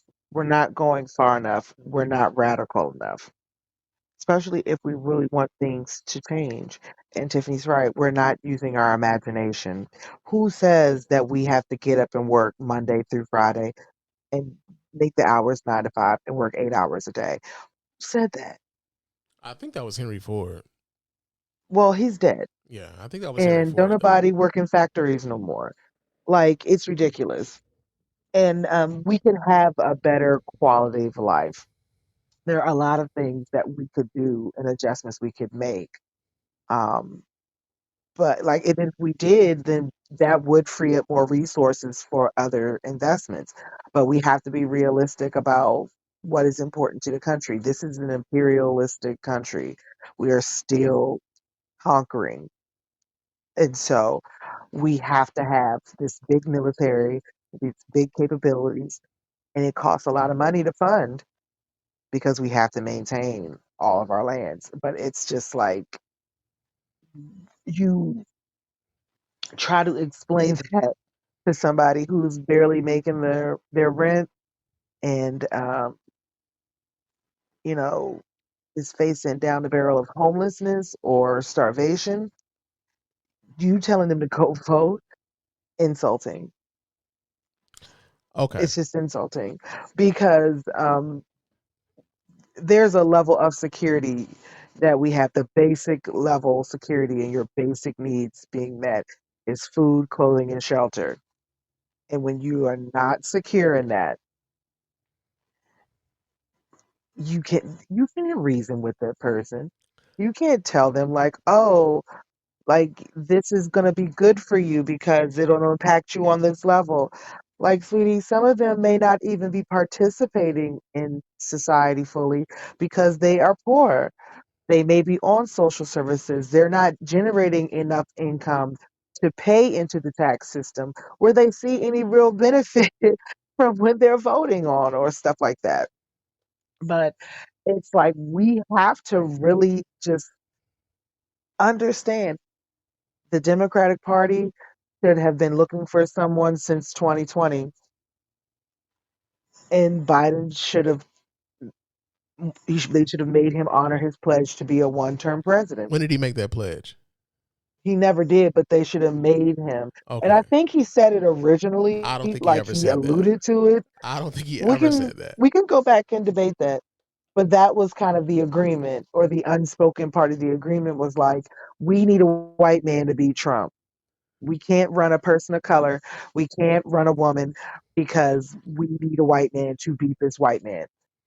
And by God, the ancestors down south, they were right when they nominated him because he was able to break through. And he did help the other Trump voters who were just like they want a way out but didn't understand how to get out. He was their out because he's a white man. And so that is a big thing. So here we are fighting these issues, principalities, and it's like people are starving. People are not making it. People do not have enough to make their basic needs and keep them met and maintained. That's food, clothing, and shelter. That is a dangerous place to be. And that means you are extremely vulnerable for not only exploitation, but all kinds of crime. So yeah, like you think people facing that kind of stuff, and that's their reality. You think talking to them about voting is gonna like all of a sudden they're just gonna, yeah, let me just go vote, and then sit here and they do vote, and the rent is still too high. They still don't have enough health care. The schools still don't have toilet tissue or soap in the bathrooms, let alone a decent air conditioning or heating unit to last through the winter. But yeah, no. Vote. Sweetie, we're not radical enough. So I'm gonna push back on you a little bit, sister. Sure. And the reason why is because I've been that person. Mm-hmm. I remember being a person who worked at Little Caesars and I was making $300 every 2 weeks. Okay. And I had a girlfriend and a daughter. Mm-hmm. And I got fired from my job at Little Caesars because I was bringing food home. Yeah. Right? Rent. Yeah. 400. And I'm sorry, but they should not have fired They you should for not that. have. They should not have fired me for that. But that's just what the You rules are were. employee of that company. And I'll tell you, You I had to have go, a child to feed. I had to go downtown. I had to go downtown and go before loss prevention, and they asked me, how much loss have you caused Little Caesars? Mm-hmm. And I said, I might have taken 3 or 4 pizzas home and like some wings or whatever. You know, they took that shit out of my last check, and I couldn't get my last check until I brought home until I brought them back that raggedy ass T-shirt that they gave me. Exactly, the uniform. Yeah. So like, I say all that to say, even when I was on my knuckles, I never once considered not voting. Right? I never considered like voting to be the end all be all either. But I think, and that's the point. So, sweetie, it's not about voting. No. I'm just. It's about the fact. No, I hear what you're saying, and I know where you're going with this. You're saying that you've been in that predicament and you continue to vote, and you've also progressed in your life. You're not working in Little Caesars anymore. You're not living like that anymore. You live very well now. We all do. What I'm saying is, for the people who haven't had a chance to break through, for the people who may have had way more dire circumstances than yours, who may have been dealing with incarceration, recidivism, disability. Like for the people who are like, listen, there are fundamental changes that need to be made in this country. And these are changes that they're talking about that you and I don't even know we need to be making. First and foremost, as a company, they should not even be able to have those kind of policies. Like, I'm sorry, like we okay. Let's drill down to it. I don't want to. I don't want to. I don't want that to like drive us off of like kind of what we're talking about with the Black Trump supporters. Okay. Oh yeah. Okay. Because like that, we could have that conversation all day long. Since I know we can, but like the idea though is, you know, we were talking a little bit about this earlier. You said you were Team Tiffany Cross. I'm also Team Tiffany Cross because I'm of the belief that after 9 years of Trump being a part of the political apparatus or of the public sphere, so to speak, if you don't know the threat that this motherfucker poses for you and your community at this point, and you choose to support Donald Trump at this particular juncture, you just want to be over there. That's pretty much how I feel about it. And you're wasting your time trying to convince those motherfuckers that like, yo, like there's a reason why Trump is bad for black folks. And it's like a lot of the reasons are blatantly obvious, right? Whether there's a case that we're going to probably talk about right after this where a Trump appointed judge has deemed that a government agency that would get funding for black people who wanted to be entrepreneurs to help them get their businesses started, that particular office is unconstitutional now. Mm-hmm. This comes off of the back of the Supreme Court judgment that affirmative action in college admissions is now unconstitutional. Yeah. So all of the things that we as black people have seen as like advantageous or like just trying to level the playing field, these are things being rolled back on behalf of Donald Trump and those who support Donald Trump. And like even Mark Robinson cat talking about he don't even want women to be able to vote. I want to go back to the time when women couldn't even vote. Because we had black people back then. Black people owe reparations to the white folks who enslaved them. And so here's my thing. I know black people who vote and voted for Trump and are probably going to try to vote for him again. And this is why I've landed where I've landed. Are you really prepared? Like, I mean, okay, because this is my thing. Mm-hmm. We're all like, vote. On the one hand, I understand people who are going to abstain from it. I recognize their humanity. And on the other hand, I recognize that there are people who really are brainwashed and black people who think that we have progressed enough that we can integrate further into white society under a white supremacist structure and that they will be safe. Mm-hmm. Bottom line, no. So here's my thing. Are niggas really prepared to do what it takes if that motherfucker gets reelected? I want to know what that strategy is supposed to be. Because I got a few things that I'm kind of with, but I ain't gonna say it right now. Okay. Because that's the conversation for another day. Not in front of the FBI. But like, I don't think okay, so here's my thing. I think we've already lost the Supreme Court. And I don't know if we can really make the push big enough on the local level. So far, what I'm seeing in surprising red states and red cities, there's been a huge backlash against the overturning of Roe v. Wade. Yeah. So maybe we can spur the smaller rural towns and southern states who are typically red to, vote. Well, at the end of the day, they may not even vote blue. Vote for a reasonable fucking Republican. Do they even make those anymore? Do they even make those anymore? No. I don't think and I think that's another reason as well. I think that the Republican Party is far gone. It's never going to be a party of integrity or anything um, that that even resembles decent decent human beings. They're all despicable at this point, and they're lost causes. So I'm still optimistic that Biden can pull it out. That's fine. But like I said, come 2028, they better have somebody ready to go, locked and loaded.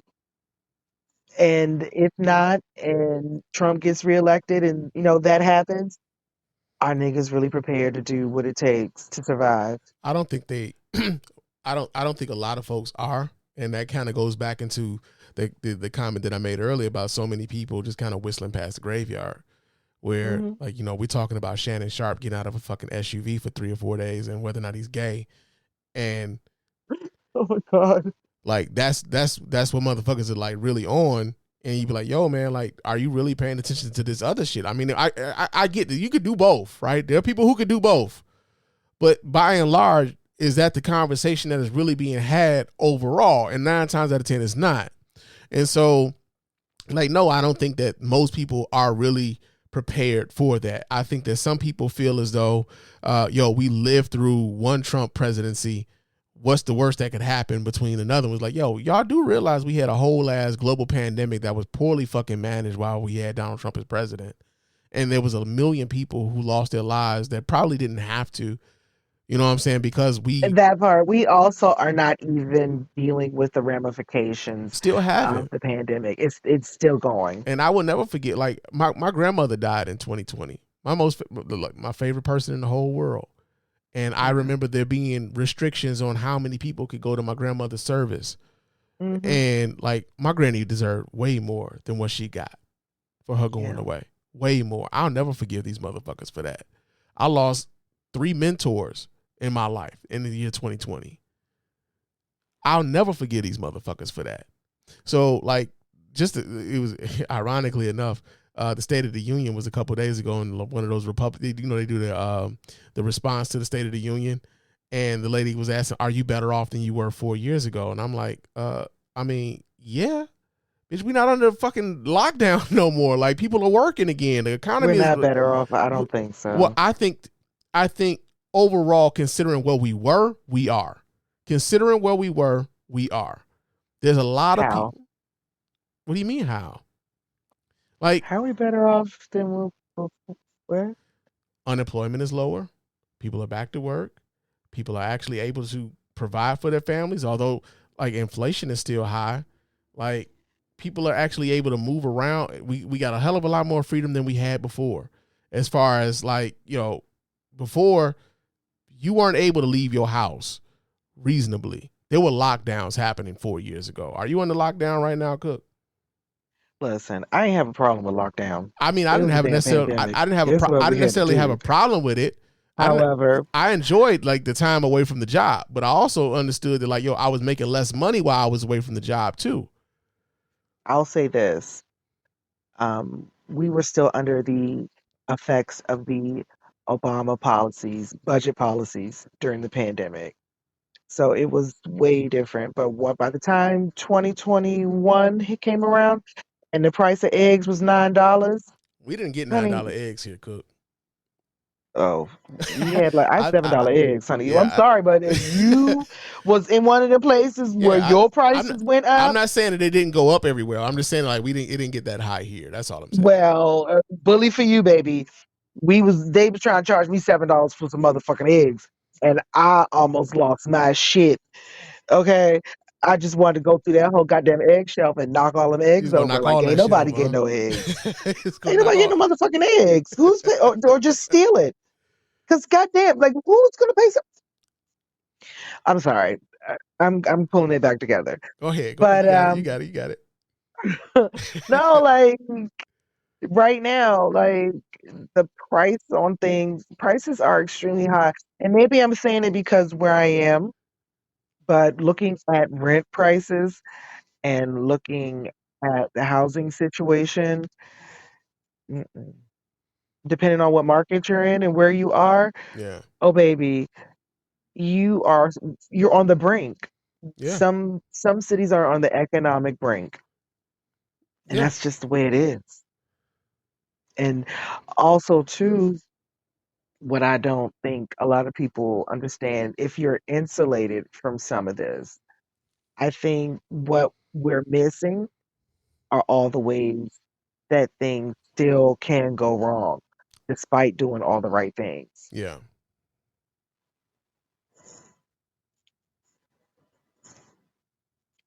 I I just don't think people are radical enough. there's that.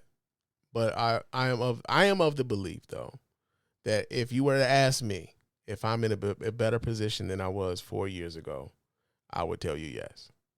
Yeah. That's what I would say. So, yeah, we got that going on. Now, enough of that shit. I've alluded to this a couple times here already. But this had to do with the federal judge that ruled against Minority Business Office. Yeah, this here we get this story. This comes out of the Washington Post. And it says the ruling sides with white plaintiffs in finding that the Minority Business Development Agency presumption of disadvantage is unconstitutional. It says a federal judge in Texas has ordered a 55-year-old federal agency created to help minority-owned businesses to open its doors Texas to all races, a ruling that potentially imperils dozens of government programs that also presume racial minorities are inherently disadvantaged.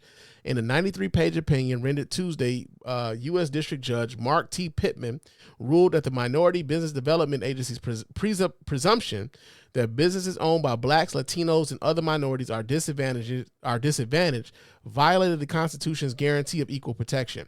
He permanently enjoined the agency's business centers, which have assisted minority-owned businesses in accessing capital and government contracts, from extending services based on an applicant's race. So, you know what I want to see? I want to see the fallout to those people of color because they weren't really loaning shit to niggas.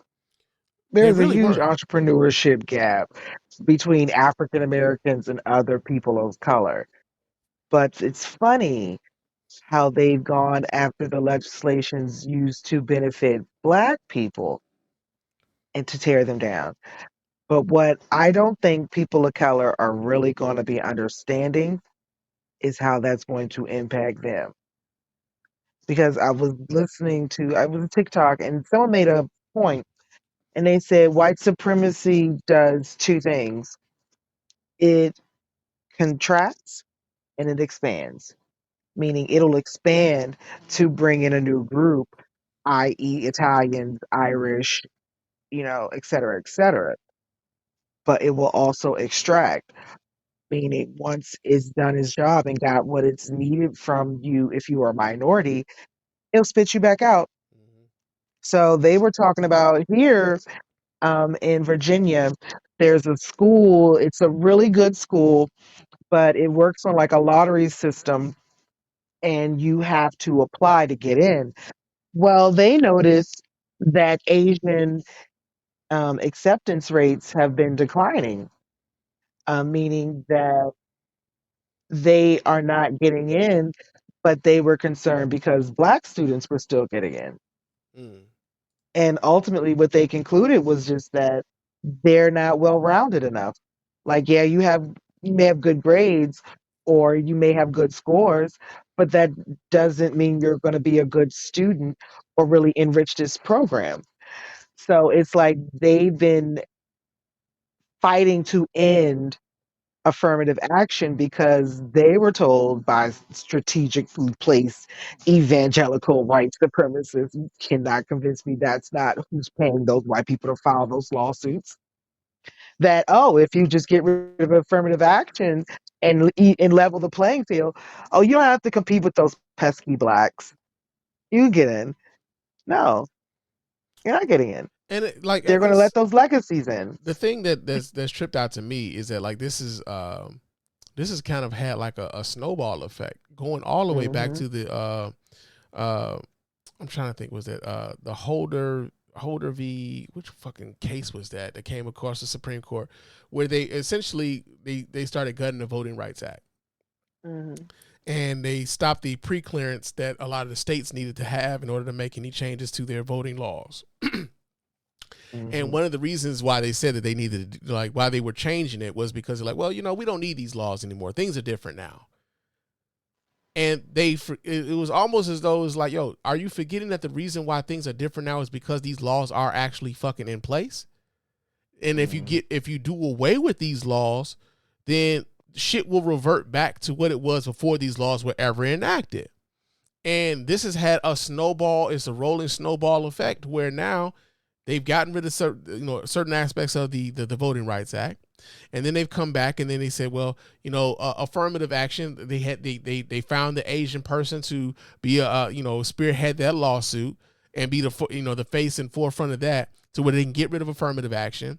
And they like when it comes to college admission. So now they're trying to pull back on whether or not your race can be taken into effect and where you come from as far as academic admission to these universities. And then they're now coming after, I think it was the Freedom Fund, where they was it was a hedge fund, I believe it was, who were investing in black women being able to own businesses. And they're coming at these women saying that that's unconstitutional. They're being discriminatory towards other groups because they're targeting their efforts towards black women. Again, a largely underserved group of folks already. And they're trying to say it's unconstitutional for you to, to cater to them. And now they're going to the government agencies and saying that the government agency is unconstitutional because it presupposes that these people are coming from disadvantaged backgrounds, when 9 times out of 10, we already know that they have been. Mm-hmm. So again, this has been a concerted effort for a long fucking time. And they're like, since the Supreme Court has the current makeup that it has, we're going to see more and more of these sorts of cases because now they feel like they got the numbers on the court. So that's why a lot of these judges, like a lot of people are bringing these things to the courts right now, to the federal courts right now, is because they're like, yo, we got the numbers now. They gonna side with us. So go ahead and put this lawsuit in. If this judge doesn't side with us, cool. We're gonna appeal it all the way up. We got the money behind us too to appeal this all the way up to the Supreme Court, and we got the numbers on the Supreme Court, and then we could roll all this shit back. Yep. And that's the play, and they've been playing it for a long time. I mean, you think about Roe versus Wade; they've been fighting that shit for 50 years. So, they've been on this. This has been the end game the entire time. It was never to legislate and be better people and make a better society. They still trying to take it back to getting a lick back from the Civil War. Oh, yeah, in large part, yeah. You're not wrong. They still on that shit. So that's why I'm just like, sure, do what you're gonna do. Yeah, I've seen enough. Yeah, I've seen enough. And I hate to be that way because, like, we are fighting big moneyed people. Like, we don't have the money and the resources at the basic level to fight this shit. So my thing is just that we got to build a better mousetrap. And I have commentary on that, but I'm not going to say it because, it's inflammatory. Oh, shit. Cook the revolutionary, man. So I'm gonna save it. Okay. We're gonna talk offline. That's you can rap with your boy. All right. But I got a couple of these DEI stories, but I'm gonna just go ahead and bypass these because I might talk about this shit later. But we got a lot of let's get to this shit here.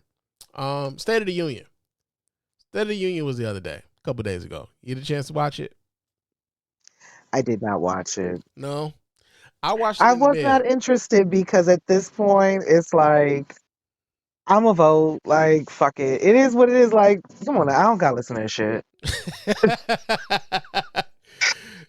No, so I watched it only because I am sort of a political junkie. I do watch a lot of this stuff. Like, and I try to keep track of a lot of this stuff. You a real nigga for that? I try to, man. I try to be. But one of the things I thought was interesting about the entire thing is that, like, for months we've been hearing that Joe Biden is out of it. Joe Biden is he's got dementia. The man can't put a sentence together. He can barely walk.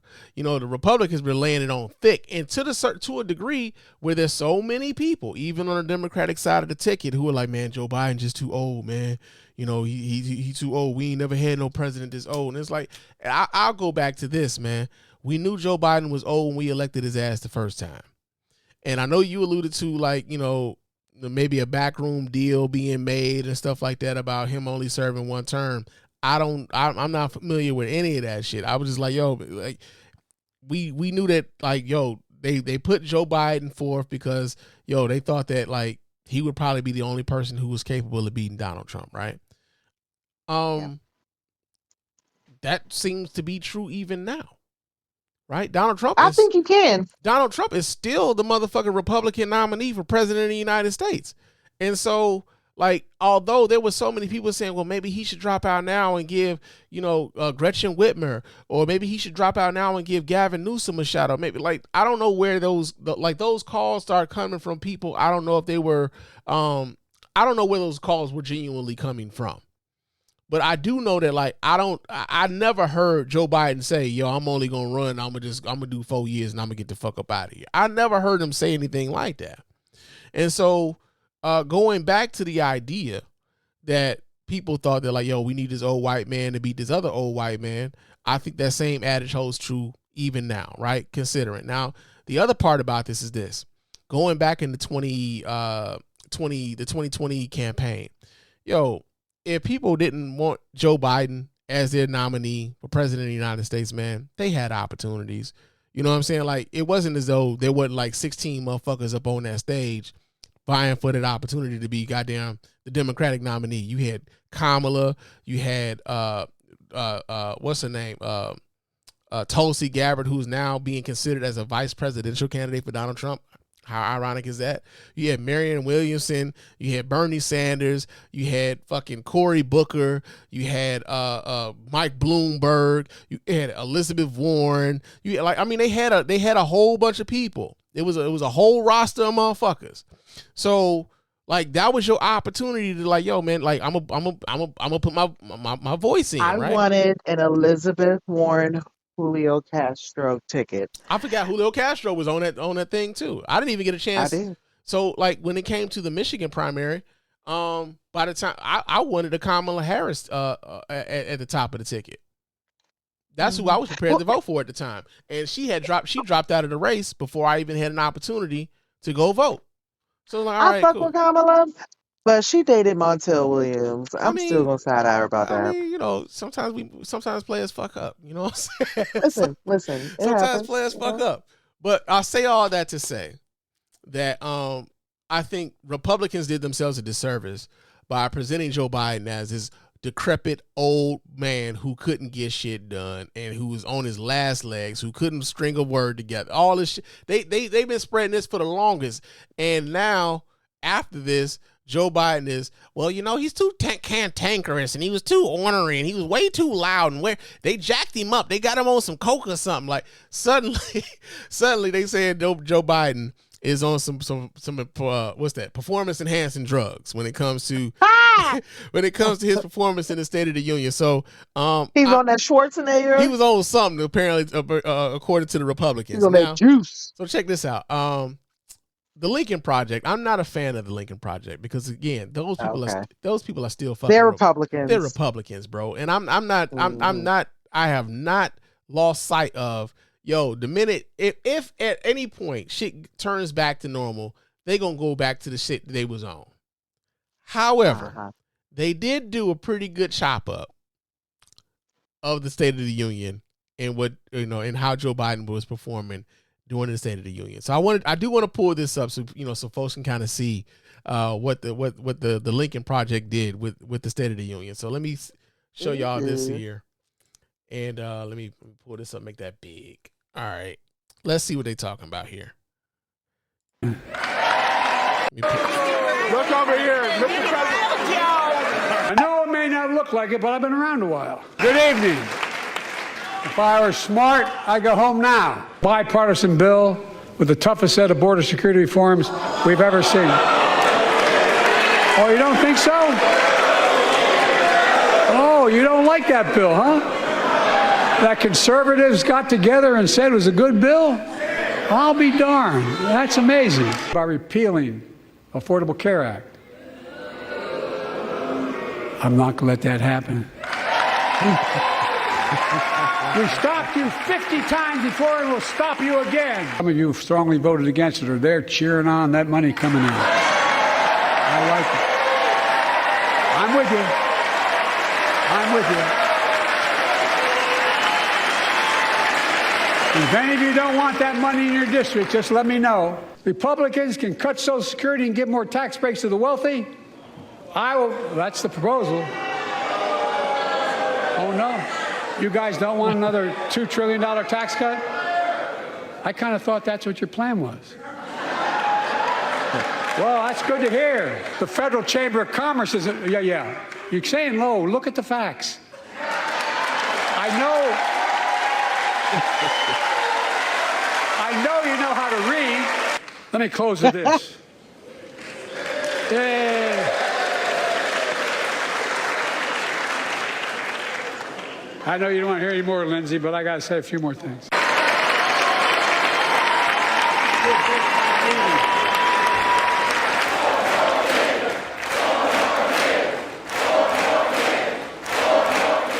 All right. Now, so check this out, Cook. We are no longer live, apparently, because this shit said it ends at 2 hours. But we're going to keep going because the show ain't over. For whatever reason, this shit said it ends at 2 hours. I didn't even realize we were on this long. But, I think that he performed well, considering what the expectations for him was going into that State of the Union. And I think, going forward for his campaign, because again, the man is campaigning for president of the United States. He didn't say he was not going to be running again. I think because Republicans set the bar so low for him to say, well, this man is like, decrepit and, he's suffering from dementia and all these other things that folks have been saying about him. And he even addressed his age in the speech quite a bit too, where he talked about when he first became a senator, he was 29 years old and he was considered too young. And he's like, now, people are telling me I'm too old. I've seen both ends of this. I think that I thought it was a good speech. I thought that he gave as much as he got. And, I don't necessarily have to be excited to vote for him, but damn it, I'm going to be voting for him. I mean, the stakes is too high if you ask me. So the stakes are high, but I tell you what, it don't matter who wins. I ain't paying them student loans back. There you go. Cook, if we get the right motherfucker in there, even though, you know what, I hear you because you like fuck them student loans regardless. Like Cook, hey, y'all gonna pay me? You gonna pay me that student loans back? Cook like.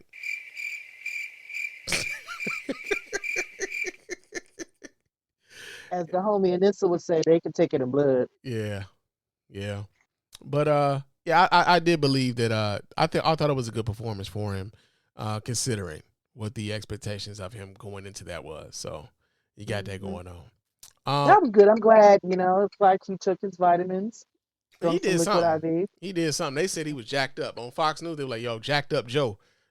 They had all kind of shit to say about him, but before they were saying the man couldn't string a sentence together. Now they're like, "Yo, he was on some shit."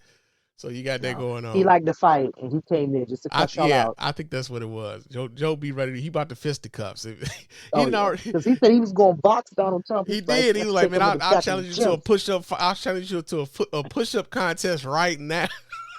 Come on, let's go. You and me. Can you imagine these two old motherfuckers on the floor trying to do some push-ups though? Like, and I bet Biden would still win. He probably would. Trump would shit himself. All right. They say he walks around with a pamper. I don't know. They say he walks around with a pamper because he's lost control of his bowels from all the cocaine and partying that he's done over the years. Well. I heard that the Trump White House was like awash in like Adderall and like speed and shit.